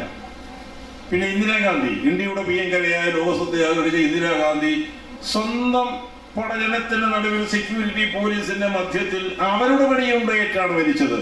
ഈ വചനമൊക്കെ ഒക്കുന്നുണ്ടോന്ന് ഒന്ന് ടെസ്റ്റ് ചെയ്താൽ ഇനി എത്രയോ സംഭവം പറയാൻ കിടക്കും. എവിടെയും ദുർഘടം, ആർക്കും ദുർഘടം. ചെറിയവനായാലും വലിയവനായാലും അതിൽ നിന്ന് ഒഴിവായ ഒരു കാലമല്ല. അത് എണ്ണി പറയാനുള്ള നേരവുമില്ല. നിങ്ങൾക്കും അതിന്റെ രൂക്ഷമായ അവസ്ഥകൾ എത്രയോ അറിയാം. അടുത്തൊന്ന് വായിച്ച് ദുർഘട സമയം എന്നറിയാം. മനുഷ്യന്റെ സ്നേഹം എന്ന് പറയുന്നത് ഒരു മെക്കാനിക്കൽ സ്റ്റൈലിൽ. ഈ വാക്യത്തോട് നിങ്ങൾ എങ്ങനെ പ്രതികരിക്കും? മനുഷ്യർ സ്വസ്നേഹികൾ എന്ന് പറഞ്ഞാൽ ആര് നമ്മളെ ചിരിച്ചു കാണിച്ചാലും ആര് നമ്മളെ സ്നേഹപ്രകടനം കാണിച്ചാലും അതിൻ്റെ ഉള്ളത്തിൽ അവർക്കൊരു താല്പര്യമുണ്ട്, ഇവനെ വെട്ടിലാക്കി എന്തെങ്കിലും ഒന്ന് നേടാമെങ്കിലെന്നോ. നിങ്ങൾക്ക് ഇവിടുന്ന് നാട്ടിൽ ചെന്ന് നിങ്ങളുടെ പെട്ടി തുറക്കുന്നതിൻ്റെ ചുറ്റും കുറച്ച് പേര് കാണും. പെട്ടിക്കകത്തെ സാധനം കാണുമ്പോൾ പലരും വലിഞ്ഞു കളയും. തോക്കായിട്ടല്ല, അവൻ ഉദ്ദേശിച്ച സാധനമൊന്നും അതിനകത്തില്ലെങ്കിൽ ഇവൻ വന്നിരിക്കുക നമുക്കാണ് പോലെ പിന്നത്തെ രീതി വേറെയായിരിക്കും. അതിന് പെട്ടി തുറക്കുന്നത് താമസമേ ഉള്ളൂ. അപ്പൊ ഇതെന്താന്ന് അറിയാമോ? അവനവന്റെ കാര്യം അമ്മാച്ചനെ കാണണമെന്നൊന്നും വിചാരിച്ചല്ല. അമ്മാച്ചൻ എന്നാ കൊണ്ടുവന്നു അതിന്റെ വില ഉദ്ദേശിച്ച. നിങ്ങളൊന്ന് വിചാരിച്ചോ, ഇത് എഴുതി വെച്ചേക്കും അതിന് മാറ്റമില്ല. സ്വസ്നേഹത്തിന്റെ അടയാളം ഈ അമേരിക്ക കാണിച്ച ഒരു ടെസ്റ്റ് ഉണ്ട്. അതെന്താന്ന് ചോദിച്ചാൽ ഏറ്റവും ജീവികളിലെ കുഞ്ഞുങ്ങളോട് സ്നേഹമുള്ളത് കുരങ്ങിനാന്ന് അവർ പറയും. ഏത് വിപത്തിൽ കൂടെ ചാടിയാലും കുഞ്ഞിനെ പള്ളയ്ക്ക് പിടിച്ച് മാക്സിമം രക്ഷിക്കുന്ന ശ്രമം കുരങ്ങിനുണ്ട്. ആ ജാതീയ നൈസർഗികത അങ്ങനെയാണ്. അങ്ങനെ ഇരിക്കുമ്പോൾ ഇവരൊരു തള്ളക്കുരങ്ങിനെയും കൊച്ചു കുരങ്ങിനെയും കൂടെ ഒരു വലിയ സ്വയ പാത്രത്തിന് തിറക്കി വെള്ളം പമ്പ് ചെയ്തുകൊണ്ടിരുന്നു. വെള്ളം പമ്പ് ചെയ്ത് തള്ളക്കുരങ്ങിന്റെ മൂക്കിൽ വെള്ളം കയറും എന്ന പതനം വന്നപ്പോൾ കൊച്ചു കുരങ്ങിനെ എടുത്ത് കാലിന്റെ കീഴിൽ വെച്ച് ഓടി തല പിടിച്ചോണ്ട് വന്നു. എങ്ങനെ ഇത് ജീവൻ രക്ഷിക്കണം? അപ്പൊ നിങ്ങളൊന്ന് ഓർത്ത് നോക്കി, എന്തോ സ്നേഹമായിരിക്കും അത്. ഏറ്റവും വലിയ സ്നേഹമുള്ള കുരങ്ങ് കാണിച്ച മാതൃക ഇതാണെങ്കിൽ പിന്നത്തെ സ്നേഹത്തിന് വല്ലതും പറയാനുണ്ടോ? നമ്മുടെ കൂടെ അത്ര ചരക്കുകളുണ്ട്, സൂക്ഷിക്കാൻ ഇടപെട്ടുണ്ടാവും. ഒറ്റക്ക് ഒന്നും പോകണ്ട. അന്ത്യകാലത്തെ തലമുറയിൽ സ്വസ്നേഹമാണ് മുമ്പിരിക്കുന്നത്. ഭക്തിപരമല്ല, അത് നീതിപരവുമല്ല. അത് ഓർത്തം ഇത് എഴുതി വെച്ച ആ ജയിലിൽ കിടന്നുകൊണ്ട് അവസാനം എഴുതിയ വാക്കുകളാണ്. പിന്നെ അത് എഴുതിയില്ല. അപ്പോഴേ ആ പൗലോസ് പറഞ്ഞു, അടുത്ത വാക്യം വായിച്ചേ. അത് പറഞ്ഞാലേ സൂപ്പർ തട്ടിപ്പുകാരുടെ കാലം. അത് ഇന്ത്യയിലെ പത്രം വായിച്ചാലേ ശരിയാവും. ഇവിടുന്ന് അത്രയൊന്നുമില്ല. എന്തോ ആയാലും പിന്നെ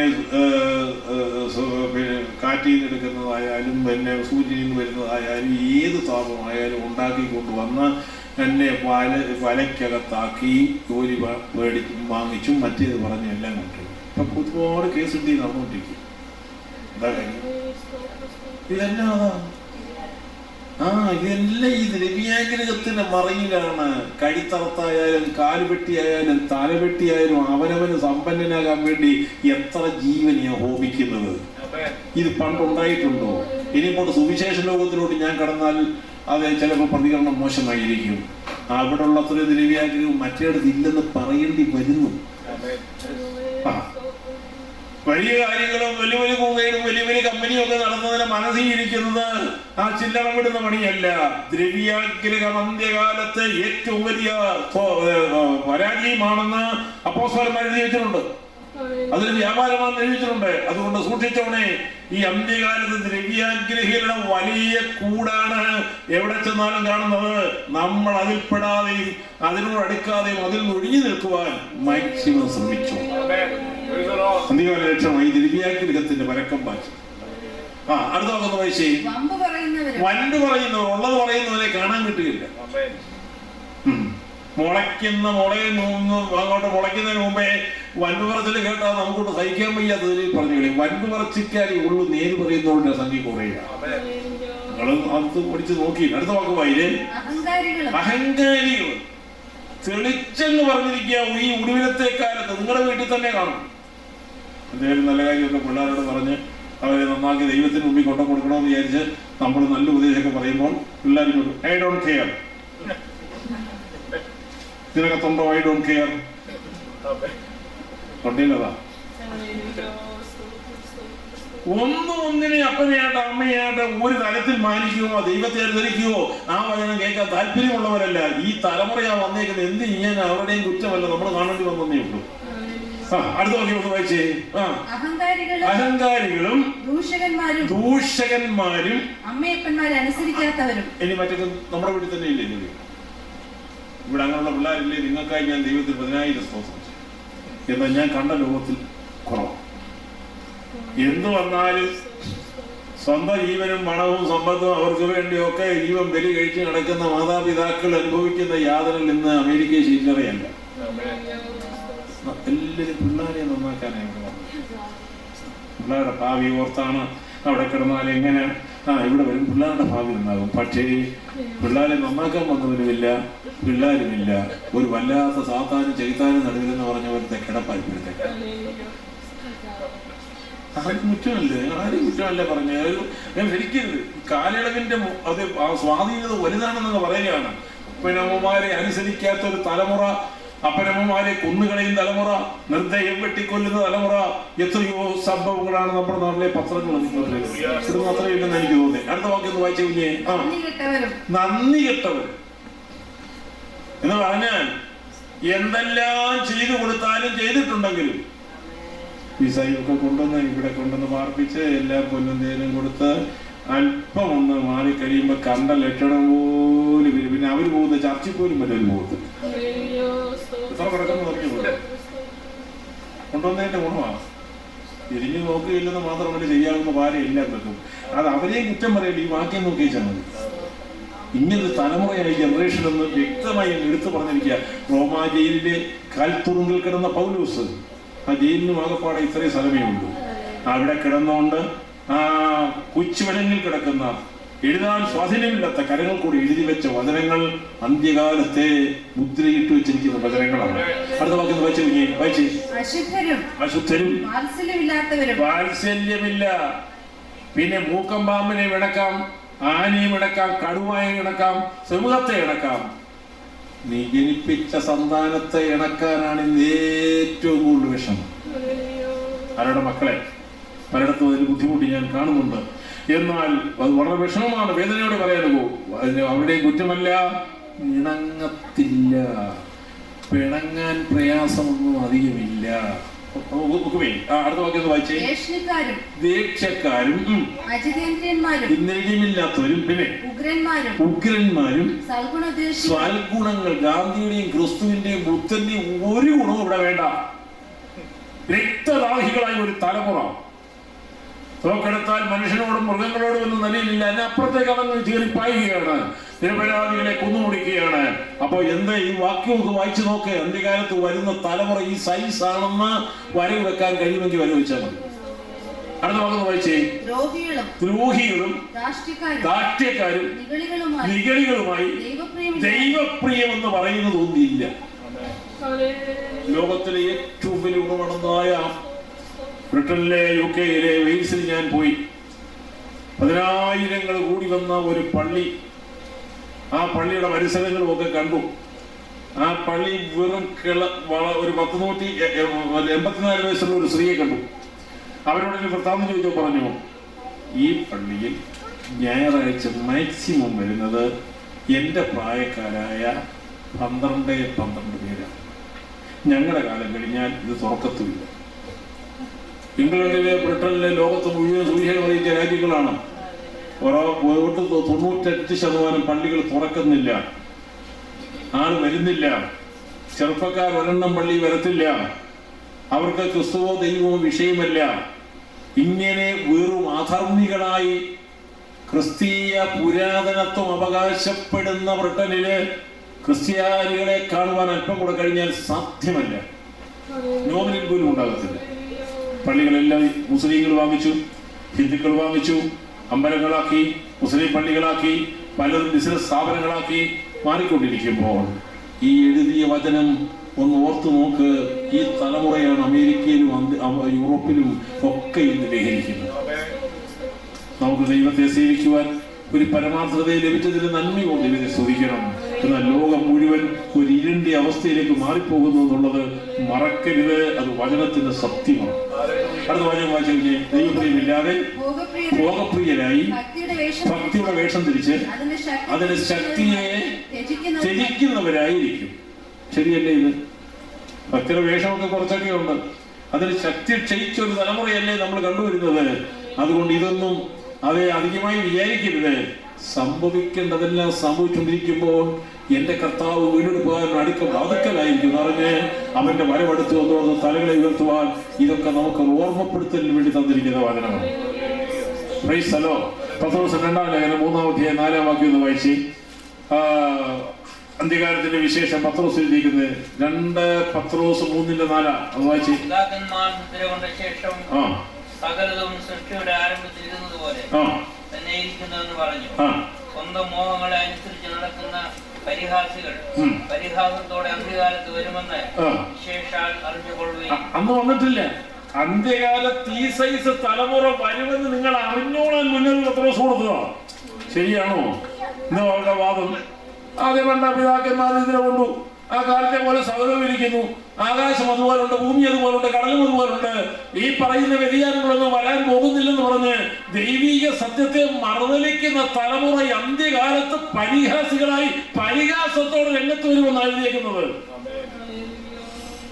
ശരി, ഇനിയൊരു വരാൻ കാത്തിരിക്കണോ? വന്നു കഴിഞ്ഞില്ലേ? അവരുടെ നടുവിൽ നമ്മൾ ആയില്ലേ? ഇനി നമുക്കൊരു കാര്യം ചെയ്യാമോ?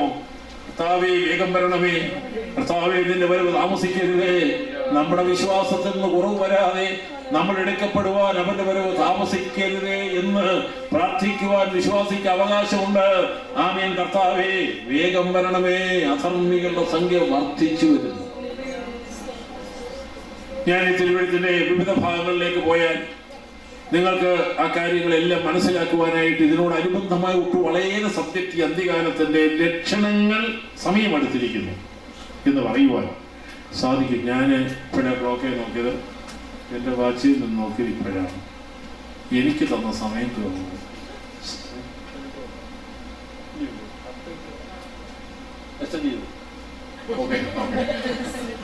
എന്നോട് 8:35 പറഞ്ഞു. ഏതാണ്ട് ഒക്കെ ആയിരിക്കുകയാണ്. അദ്ദേഹം പദ്യത്തിലൂടെ തന്നത് സന്തോഷത്തോടെ സ്വീകരിച്ചുകൊണ്ട് അടുത്ത ടോപ്പിക്കിലേക്ക് കടക്കാം. അപ്പം ഇത് ഇനിയൊരു ടോപ്പിക്ക് എവിടെയും വന്നാൽ ഇങ്ങനത്തെ തൊടത്തില്ല. അതുകൊണ്ട് അല്പ കാര്യങ്ങൾ അതിൽ നിന്ന് കൊണ്ടുവന്നിട്ട് നമുക്ക് അങ്ങോട്ട് പ്രവേശിക്കാം. ശരി, പന്തികാലത്തെ തലമുറയുടെ വിശേഷതകളും അതിൻ്റെ പ്രത്യേകത ലോകം മുഴുവൻ ഒന്നുപോലെ. ഇനി ഭക്തി ഗോളമാണെങ്കിൽ അത് അതിനേക്കാളും പത്രോസിന്റെ ലേഖനത്തിൽ പറയുന്ന പോലെ അത് അന്ത്യകാലത്ത് ഒരു വ്യാപാര ശക്തി എന്നതുപോലെ സുവിശേഷത്തിന് വിരോധമായ ദിവ്യാഗ്രഹികള് എഴുന്നേറ്റ് വരുമെന്നൊക്കെ പറഞ്ഞതൊക്കെ ഈ കോളത്തിലും വളരെ കാണാൻ കഴിയുന്നുണ്ട്. അതുകൊണ്ട് പരമാർത്ഥ മനസ്സോടെ ദൈവത്തെ സേവിക്കുന്ന ദൈവമക്കളെ, ദൈവജനത്തിന്റെ സത്യങ്ങൾ കാണുമ്പോൾ പിന്മാറുവാനല്ല, സമയം അടുത്തെന്ന് ഓർത്ത് ദൈവത്തെ സ്തുതിക്കാം. ഇനിയും ഈ കാലയളവിന്റെ അന്ത്യത്തെക്കുറിച്ച് യേശു ഒലിവമലയിൽ വെച്ച് പഠിപ്പിച്ച ഒരു പഠിപ്പിക്കുന്നു. അത് അതിന്റെ ഏറ്റവും മഹത്തായ വേദാനുസൃത അടയാളം. ക്രൂശീകരണത്തിന്റെ തലേ ചൊവ്വാഴ്ച നമ്മുടെ വാഴ്ത്തപ്പെട്ട കർത്താവായ യേശു ഒലിവമലയുടെ പടിഞ്ഞാറെ ചരിവിലിരുന്ന് രാവിലത്തെ പ്രസംഗം 23-ാം അധ്യായം ദൈവാലയത്തിൽ പ്രസംഗിച്ചു. 39-ാമത്തെ വാക്യത്തിൽ ഗുഡ് ബൈ പറഞ്ഞ് ഇസ്രായേലുമായി ഇടപാട് നിർത്തിയിട്ട് മുറ്റത്തിറങ്ങി ശിഷ്യന്മാർ പറഞ്ഞ് കണ്ടില്ലേ ദൈവാലയം മനോഹരമായിരിക്കുന്നൊക്കെ കാണും. യേശു അതൊന്നും വലിയ വിഷയമായി. ഇടിഞ്ഞു പോകാതെ കല്ലിന്റെ പുറത്ത് കല്ലിരിക്കുകയില്ലെന്ന് അവിടെ വെച്ച് പറഞ്ഞത് മുറ്റത്ത് വെച്ചതാണ്. മോറിയക്കുന്നിലെ ദൈവാലയത്തിന്റെ മുറ്റത്ത് നിന്നുകൊണ്ടാണ് പറഞ്ഞത്. അപ്പോൾ ശിഷ്യന്മാരതിന്റെ ബാക്കി ചോദിക്കണോ വെച്ചാൽ ഗുരു അത് എപ്പോൾ സംഭവിക്കും? എന്നാൽ വെള്ളിയാഴ്ച വരെ പോകേണ്ടി വരികയില്ല, ചൊവ്വാഴ്ച കൊണ്ടെല്ലാം ക്ലോസ് ആയേനെ. പള്ളിക്കെതിരെയുള്ള പ്രസംഗമൊന്നും മുതലാകുന്ന കേസല്ലല്ലോ. ശിഷ്യന്മാർ ചോദിച്ചില്ല, അവർ മിണ്ടി. ഇവർ രണ്ടു കൂട്ടരും കൂടെ ഇറങ്ങി കിതിരന്തോട് കടന്ന് പിന്നെ പടിഞ്ഞാറെ ചെല്ലിക്കുമ്പോൾ അസ്തമനസൂരിന്റെ കിരണങ്ങൾ ഈ ദൈവാലയത്തിൽ പതിച്ച് അതിന്റെ ഷെയ്ഡ് അങ്ങോട്ട് മറഞ്ഞ് ഇരിക്കുന്ന സമയം, അതിന് തണലായിരിക്കുന്നു. അപ്പൊ ശിഷ്യന്മാർ ചോദിച്ചു, ഗുരു നീ പറഞ്ഞത് എപ്പോ സംഭവിക്കും? അടുത്തത് നിന്റെ വരവിന് യുഗാവസാനത്തിന്റെ അടയാളം വന്നാൽ, ലോകാവസാനം എന്ന വാക്ക് അവിടെ ഉണ്ടെങ്കിലും അതിന്റെ ഒറിജിനൽ വേറെ യുഗാവസാനം. ആ യുഗാവസാനത്തിന്റെ അടയാളം എന്താണ്? അപ്പൊ വരവ് യേശു പോയില്ല, പെട്ടില്ല. അപ്പോഴും അവരുടെ പ്രത്യേകത, നിന്റെ വരവ് എപ്പോഴാ? നീ എപ്പോഴാ വരുന്നത്? ഈ യുഗം എങ്ങനെ അവസാനിക്കുന്നത്? ഇതിന്റെ അടയാളം എന്താ? ഇത് ഞങ്ങളെ പഠിപ്പിക്കണമെന്ന് ആവശ്യപ്പെട്ടു. നിങ്ങൾ തമ്മാറും കൊട്ടി പാട്ടും പാടി അങ്ങ് ഇരുന്നേച്ചാൽ മതി, ഞാൻ വയ്യണൂർ ചെയ്തോളാം എന്ന് പറഞ്ഞു വിട്ടാൽ അവർ പോകില്ലേ? അങ്ങനല്ല.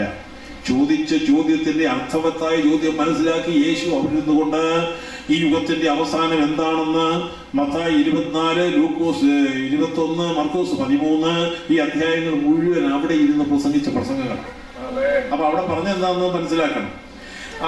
അതിൽ 4ആയിട്ട് ഡിവൈഡ് ചെയ്യുന്നുണ്ട്. ആ 4ആയിട്ട് ഡിവൈഡ് ചെയ്യുക എന്ന് പറഞ്ഞാൽ അന്ത്യകാല ലക്ഷണങ്ങൾ. 1 യഹൂദ്യ ലക്ഷ്യം, 2 ജാതീയ ലക്ഷ്യം, 3 മാർഗീയ ലക്ഷ്യം, 4 പ്രാപഞ്ചിക ലക്ഷ്യങ്ങള്. അപ്പോൾ അന്ത്യകാല ലക്ഷണങ്ങളെ 4ആയി സമാഹരിച്ച യേശു ഒലിവമലയുടെ പടിഞ്ഞാറെ ചെല്ലും ശിഷ്യന്മാരെ മാത്രം, മറ്റാരുമില്ല, പഠിപ്പിക്കേണ്ടി പറഞ്ഞതാണ്, നിങ്ങളുടെ കർത്താവ് ഗുരുവുമായി ഞാൻ മടങ്ങി വരുമ്പോൾ ആ യഹൂദ്യ ലക്ഷ്യമുണ്ട്, അതിൽ ജാതീയ ലക്ഷ്യങ്ങളുണ്ട്, അതിൽ മാർഗീയ ലക്ഷ്യങ്ങളുണ്ട്, പ്രാപഞ്ചിക ലക്ഷ്യങ്ങളുണ്ട്. ഇവകളെല്ലാം കൂടെ ഒരു കൂടിപ്പേച്ച് നടക്കുന്ന സമയമുണ്ട് എന്ന കാര്യം കർത്താവ് അന്ന് പഠിപ്പിച്ചു. അതിലെ പല ഭാഗങ്ങളും നിവർത്തിച്ചു. എന്നാൽ അവിടെ പ്രധാനമായി പറഞ്ഞൊരു കാര്യം മത്തായി 24-ലും ലൂക്കോസ് 21-ലും മർക്കോസ് 13-ലും എല്ലാം പറഞ്ഞിരിക്കുന്ന ഒരു പ്രധാനപ്പെട്ട കാര്യം, അത്തി തളിർക്കുമ്പോൾ വേനലെടുത്തെന്ന് നിങ്ങൾക്കറിയാമല്ലോ. അത് മനസ്സിലാണ്ട് പ്രകൃതിയെ കുറിച്ചാണ് പഠിപ്പിക്കുന്നത്. ഇത് സംഭവിക്കുമ്പോൾ നിങ്ങളുടെ വീണ്ടെടുപ്പ് അടുത്തു എന്നറിഞ്ഞ് നിങ്ങളുടെ തലകളെ നിവർത്തുവീൻ. അതിന്റെ അർത്ഥം മനസ്സിലായോ? അത്തി തളിർക്കുമ്പോഴാണ് നിങ്ങളുടെ വീണ്ടെടുപ്പെന്ന്. അങ്ങനെയാണെങ്കിൽ പലസ്തീൻ നാട്ടിൽ അന്ന് മുതൽ ഇന്ന് വരെ എല്ലാ കൊല്ലം അത്തി തളിർക്കുന്നുണ്ട്. അത് അവിടെ അവരുടെ പ്രകൃതിയിലെ ഒരു വിളയാണ് പ്രധാനമായിട്ട്. ഇപ്പൊ ലോകം മുഴുവൻ അത്തിയുണ്ട്, നമ്മുടെ നാട്ടിൽ ഇഷ്ടം പോലെ അത്തിയുണ്ട്. എന്നാൽ ഈ അത്തി തളിർക്കുമ്പോൾ വേരെടുത്തു എന്ന് പറഞ്ഞാൽ നീതിസൂര്യന്റെ ഉദയമാണ് കാണിക്കുന്നത്, നമ്മുടെ കർത്താവിന്റെ വരവാണ്. പിന്നെ കർത്താവ് ഒടുവിൽ പറഞ്ഞു, എല്ലായിടത്തും പറഞ്ഞു, ഇത് സംഭവിക്കുന്നത് കാണുമ്പോൾ നിങ്ങളുടെ കർത്താവ് അടുക്ക വാതിക്കലാന്നറിയണം. ഇത് സംഭവിക്കുന്നത് കാണുമ്പോൾ നിങ്ങളുടെ വീണ്ടെടുപ്പെടുത്തെന്നറിഞ്ഞ് നിങ്ങൾ തലകളി ഉയർത്തിക്കൊള്ളണം. എല്ലാ കൊല്ലം തളിർക്കുന്ന അത്ര കാര്യമല്ലെന്ന് മനസ്സിലാകുമോ? യഹൂദന്റെ രാഷ്ട്രീയ അടയാളമായിരുന്നു അത്തി. യഹൂദന്റെ മാർഗീയമായ നിലവാരത്തെ ഒലിവ് കാണിക്കുമ്പോൾ ആത്മീയ നിലവാരത്തെ കാണിക്കുന്ന മുന്തിരിയാണ്. അപ്പൊ ഈ വിളകളുമായി ഇവരുടെ ജീവിതവുമായുള്ള ബന്ധമാണ് അവിടെ കാണിക്കുന്നത്. അങ്ങനെയാണെങ്കിൽ ഈ അത്തി എന്താ കാണിക്കുന്നത്? കർത്താവായ യേശു ഒലിവമലയിൽ സംസാരിച്ച് ചൊവ്വാഴ്ച ദിവസം ഉച്ച കഴിഞ്ഞ് അന്ന് അതിരാവിലെ എന്ന് പറഞ്ഞാൽ ഒന്നുകൂടെ കൂട്ടി പറഞ്ഞാൽ നിങ്ങൾ അറിയേണ്ട ഒരു കാര്യമാണ്. ഓശന ഞായറാഴ്ച കർത്താവ് ദൈവാലയത്തിൽ അധ്വാനിച്ചു, വലിയ കാര്യങ്ങൾ ചെയ്ത് പ്രസംഗമൊക്കെ നടത്തി, രാത്രി വരെ അവിടെ നിന്നു. പക്ഷേ ഒരു മനുഷ്യൻ ഗ്ലാസ് വെള്ളം കുടിക്കാനോ ഒരു വീടോ തനിക്ക് കൊടുത്തില്ല, ക്ഷണിച്ചില്ല. അങ്ങനെ ഇരിക്കെ 2.5 മൈൽ ദൂരമുള്ള ബഥാനിയയിലെ ലാസറിന്റെയും മാർത്തയുടെയും ഭവനത്തിലാണ് അന്ന് രാത്രി കർത്താവ് വിശ്രമിച്ചത്. അദ്ദേഹത്തിന്റെ ഒടുവിലോട്ട് വരുമ്പോഴുണ്ട്, അതിരാവിലെ അവൻ നഗരത്തിലേക്ക് വരുമ്പോൾ വഴിയരികെ യെരൂശലേം റോഡിൽ നിൽക്കുന്ന അത്തിയെ നോക്കി. അതിൽ ഫലം കണ്ടില്ല. അടുത്ത് പറഞ്ഞു, നിന്റെ ഒരു നാള് ഫലം കഴിക്കാതെ പോകട്ടെ. നാക്ക് വായിലിടുന്നതിന് മുമ്പ് പറഞ്ഞു, അത് സംഭവിച്ചു. ഇടി വെട്ടി തീ പിടിക്കുന്ന പോലെ അത്തിപ്പോയി. ശിഷ്യന്മാർ പറഞ്ഞു, ഗുരു അത് ഉണങ്ങിപ്പോയല്ലോ. ഒറ്റ വാക്കിന് എന്തായാലും സംഭവിച്ചു. പിന്നെ പരീക്ഷനാൾ ഒത്തി ഉണ്ടാകില്ലെന്നോ അതിൻ്റെ അർത്ഥം. ഇന്നും അവിടെ ഒത്തിയുണ്ട്. അവരുടെ ഏറ്റവും പ്രധാനപ്പെട്ട വിളയാണ്. പിന്നെ ആ പറഞ്ഞതിന്റെ അർത്ഥം എന്തുവാ? യഹൂദനാകുന്ന അത്തിയുടെ ആ ഉണക്ക് സംഭവിക്കും. അത് വേരറ്റതായി തീരും. അത് ലോകരാഷ്ട്രങ്ങളിലെല്ലാം ചിതറിപ്പോയി. എന്നാൽ യേശു പറഞ്ഞത്, ആ ഉണങ്ങിയ യെരൂശലേമിൽ ദൈവാലയത്തിന്റെ ആ പടിഞ്ഞാറ് വശത്ത് നിന്ന് ഒലിമലയിൽ എന്ന് പറയുമ്പോൾ, ഒലിമലയിൽ നിന്ന് കൈ നീട്ടി കാണിച്ചാൽ ഉണങ്ങിയ അത്തി അങ്ങോട്ട് നിൽപ്പുണ്ട്. അതിനെ സ്പർശിച്ചാ പറഞ്ഞത്, ഉണങ്ങിയ അത്തി തിങ്കളാഴ്ച രാവിലെ, തളർത്തുന്ന അത്തി ചൊവ്വാഴ്ച ഉച്ചതിന്. ഇത്രയും വ്യത്യാസമേ ഉള്ളൂ. അപ്പോൾ നിങ്ങൾ ഇന്നലെ രാവിലെ കണ്ട ഉണങ്ങിയ അത്തി ഉണ്ടല്ലോ, നിങ്ങളുടെ കർത്താവ് വീണ്ടെടുപ്പുകാരനുമായി ഞാൻ മടങ്ങി വരുമ്പോൾ ആ അത്തി തളർത്ത് പന്തലിച്ച് ഫലവത്തായി തീരുവോ? അത് കാണുമ്പോൾ നിങ്ങൾ അറിഞ്ഞുകൊണ്ട് ഞാൻ വരാറായി. അതൊരടയാളം വെച്ചതാണ്. അപ്പോൾ ഈ കഴിഞ്ഞ 1948 നമ്മുടെ ഇന്ത്യക്ക് സ്വാതന്ത്ര്യം പ്രാപിച്ച ശേഷം 1 കൊല്ലം കൂടെ കഴിഞ്ഞാണ് ഇസ്രായേലിന്റെ സ്വാതന്ത്ര്യം രാഷ്ട്രസ്ഥാപനം. 1948 മെയ് മാസം 15-ാം തീയതി ഡേവിഡ് ബെൻ ഗൂറിയൻ എന്ന ഇസ്രായേലിന്റെ പ്രധാനമന്ത്രി പതാക ഉയർത്തി ടെല്ലാവീവിലാണ് ആ പതാക ഉയർത്തി കാണിച്ചത്. പക്ഷേ ടെല്ലാവീവ് ഉയർത്തുന്ന നല്ല വചനം, അത് ബ്രിട്ടീഷുകാര് ഇവരോട് വളരെ മോശമായി പെരുമാറി. അവർ പോയിടത്തെല്ലാം മലയാളം വെച്ചേച്ചാ പോയത്. ഇന്ത്യയെ ആ തല്ലി പിരിച്ച് അവിടെ പാകിസ്ഥാൻ ഉണ്ടാക്കി. ഇന്നും അതിന്റെ വിദ്വേഷം അത് ചില്ലറയല്ല. അതുപോലെ ഇവിടെ ചെയ്തതെന്നറിയാമോ?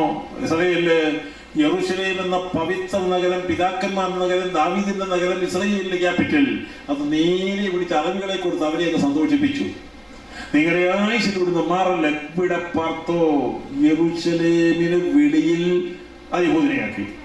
അപ്പോൾ ഒരു വാചകം മുമ്പേ ഞാൻ പറഞ്ഞ സങ്കീർത്തനത്തിലാണ്. എന്തോ പറഞ്ഞത്? യെരൂശലേമേ, നിന്നെ ഞാൻ മറക്കുകയാണെങ്കിൽ എൻ്റെ നാക്ക് അണ്ണാക്കോടെ വറ്റി പോകട്ടെ. എന്റെ മുഖ്യ സന്തോഷത്തെക്കാൾ വിലമതിക്കാതെ പോയാൽ എന്റെ വലം കൈ ഇല്ലാതെ പോകട്ടെ. ഇത് യെരൂശലേമിനോടുള്ള അവന്റെ പ്രീതിയാണ് ഈ ബ്രിട്ടീഷുകാർക്കറിയാം. എന്നാൽ തമ്മിലടിച്ച് തൊലഞ്ഞോട്ടെന്ന് വിചാരിച്ച് ഒത്തിരി എണ്ണത്തിനെ കൊന്നതിന് ശേഷം അവർ സ്വാതന്ത്ര്യം കൊടുത്തേച്ച് പോയി. അടയാളം കാണിക്കാനാ ഇവർക്കത് കൊടുത്തു. ഇവരെ ഏതായാലും കിട്ടിയെടുത്ത് കൊടി നാട്ടി, ടെല്ലാവീവിൽ കൊടി നാട്ടിക്കൊണ്ട് രാജ്യം സ്ഥാപിച്ചു. കുറച്ച് സ്ഥലമേ കൊടുത്തുള്ളൂ.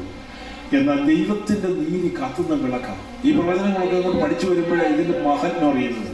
ഈ ടെല്ലാവീവിൽ കൊടി നാട്ടുമ്പോൾ നല്ല വേദോത്സവത്തിൽ എഴുതിയിരിക്കുന്നത്, പർവ്വതത്തിൽ മേൽ തന്നെ ഇസ്രായേലിന്റെ കൊടി ഉയർത്തുമെന്ന് യേശയ്യാ എഴുതി വെച്ചത്. പക്ഷെ അത് കിട്ടിയില്ല. കിട്ടിയെടുത്തത് ആട്ടം വിചാരിച്ച് അവർ തൽക്കാലം ചെയ്തു. 1967 ജൂൺ മാസം 10-ാം തീയതി ഇസ്രായേലിന്റെ അതേ ക്യാപിറ്റലായി തിരഞ്ഞെടുത്ത് യെരൂശലേം നഗരം പിന്നെ ഡിക്ലെയർ ചെയ്ത് അതിനു മുമ്പേ കൊടി കെട്ടി. എന്താണെന്നറിയാം? 67 യുദ്ധത്തിൽ 5 ദിവസത്തെ 6 ദിവസത്തെ പരിപാടിയൊക്കെ നിങ്ങൾ വായിച്ച് കണ്ടും കേട്ടും ഉള്ളവർ ഇതിനകത്ത് ഇരിപ്പുണ്ട്. അപ്പോൾ എന്താ അവിടെ സംഭവിച്ചത്? ചുരുക്ക നിമിഷങ്ങൾ കൊണ്ട് കയ്യിലുണ്ടായിരുന്നില്ല 6 മടങ്ങ് സ്ഥലം കിട്ടിയെന്ന് മാത്രമല്ല, എനിക്ക് പ്രധാനമായ ഒരു പ്രവചന നിവൃത്തിയുണ്ട്. യെശയ്യാ 18:3 വായിച്ച് നമുക്ക് ക്ലോസ് ചെയ്യാം. യെശയ്യാ 18:3 അതിന്റെ അടയാളം ഒന്ന് വായിച്ചാട്ട്. 18:3 എല്ലാവരോടും പറയുന്നത്, നമ്മളോടൊക്കെ പറയുന്ന ഇന്ത്യ, അമേരിക്ക, ഓസ്ട്രേലിയ ഒന്നും വ്യത്യാസമില്ല. ഭൂതലത്തിലെ സകല നിവാസികളും പ്രകൃതിച്ചൊന്നവരല്ല, ഭൂമിയിൽ പാർക്കുന്ന ഏവരുമായുള്ളവരെ. അടുത്തത്, പർവ്വതത്തിന്മേൽ കൊടി ഉയർത്തുമ്പോൾ നിങ്ങൾ നോക്കുവീൻ. കാഹളം ഊതുമ്പോൾ നിങ്ങൾ കേൾക്കുവീൻ. ഇസ്രായേലിന്റെ മാർഗാചാര പ്രകാരം 1967 ജൂൺ മാസം 10-ാം തീയതി ഡേവിഡ് ബെൻ ഗൂറിയൻ എന്ന ഇസ്രായേലിന്റെ പ്രധാനമന്ത്രി 48 സ്ഥാപിച്ച രാജ്യത്തിന്റെ കൊടി ഇസ്രായേൽ പർവ്വതങ്ങൾ ഉയർത്തിക്കെട്ടിക്കൊണ്ടവര് പറഞ്ഞു, അവസാനത്തെ യഹൂദൻ ജീവിക്കുന്നത് വരെ ഞങ്ങളുടെ ക്യാപിറ്റൽ പിന്നെ പൊന്നി പൊക്കോട്ടെ. പോപ്പ് നോക്കി ലോകരാഷ്ട്രം നോക്കി UN നോക്കിക്കൊണ്ടിരിക്കുന്നു. അമേരിക്കയും പല പ്രാവശ്യം ചിലരൊക്കെ പറഞ്ഞിട്ടുണ്ട് ഒന്ന് മാറിക്കൊടുന്ന്. നടക്കാൻ പോകുന്നില്ല. അത് എഴുതപ്പെട്ട എഴുതപ്പെട്ടത് തന്നെയാണ്. അവിടെ കെട്ടുവെന്ന് പ്രവചിച്ച വചനം അവിടെ കൊടി കെട്ടി കണ്ട കാലത്താണ് നമ്മൾ ജീവിക്കുന്നത്. എനിക്ക് വളരെ സന്തോഷമുണ്ട്. വേദപുസ്തക പ്രവചനങ്ങളുമായി ബന്ധപ്പെട്ട കാര്യങ്ങളുടെ പഠനത്തിൽ ഇസ്രായേലിലെ ഓരോ വില്ലേജുകളും സന്ദർശിച്ചതിൽ കാര്യങ്ങൾ പഠിച്ച കൂട്ടത്തിൽ അവന്റെ പതാക ആ മണ്ണിൽ പാറിപ്പറക്കുന്നത് കാണുമ്പോൾ ദൈവവചന സ്നേഹികൾക്കൊരു സന്തോഷമുണ്ട്. ആമേൻ, കർത്താവേ വരണമേ, സമയമായി. ആകയാൽ അവന്റെ വരവടുക്ക വാതുക്കലായിരിക്കാൻ ദൈവജനം ഉണർന്നു പ്രാർത്ഥന ഉയർത്തിക്കൊണ്ട് അവന്റെ വരവിനെ ബന്ധപ്പെടുത്തിക്കൊണ്ട് എത്ര വിശുദ്ധ ജീവിതവും ഭക്തിയുള്ളവരായിരിക്കുന്നത് പത്രോസ് പറഞ്ഞതുപോലെ ഭക്തിയിൽ മുൻപന്മാരായി അനുഗ്രഹിക്കപ്പെട്ടവരായി നിലകൊള്ളുവാൻ ദൈവമായ കർത്താവ് ഇടയാക്കട്ടെ എന്ന അനുഗ്രഹ ആശീർവാദങ്ങളോടെ ഞാൻ എൻ്റെ വാക്കുകൾ അവസാനിപ്പിക്കുന്നു. ദൈവം നിങ്ങളെ അനുഗ്രഹിക്കട്ടെ. ഇവിടെ വരുന്നവർ കുറവാണെങ്കിലും വരുന്നവർ തുടരെ വരണമെന്നൊരു റിക്വസ്റ്റ് ചെയ്യാൻ പറയുന്നത്. കാരണം പഠിക്കുന്നവർക്ക് അതിന്റെ കണ്ടിന്യൂഷൻ നഷ്ടപ്പെടാതിരിക്കാൻ അവരെല്ലാവരും വന്ന് ഈ സമയത്തിനകത്ത് ക്ലാസ് തീരുമല്ലോ. അതുകൊണ്ട് പ്രാർത്ഥിക്കുക, മറ്റുള്ളവരെയും കൂട്ടിക്കൊണ്ടുവരിക. ദൈവം നിങ്ങളെ അനുഗ്രഹിക്കട്ടെ.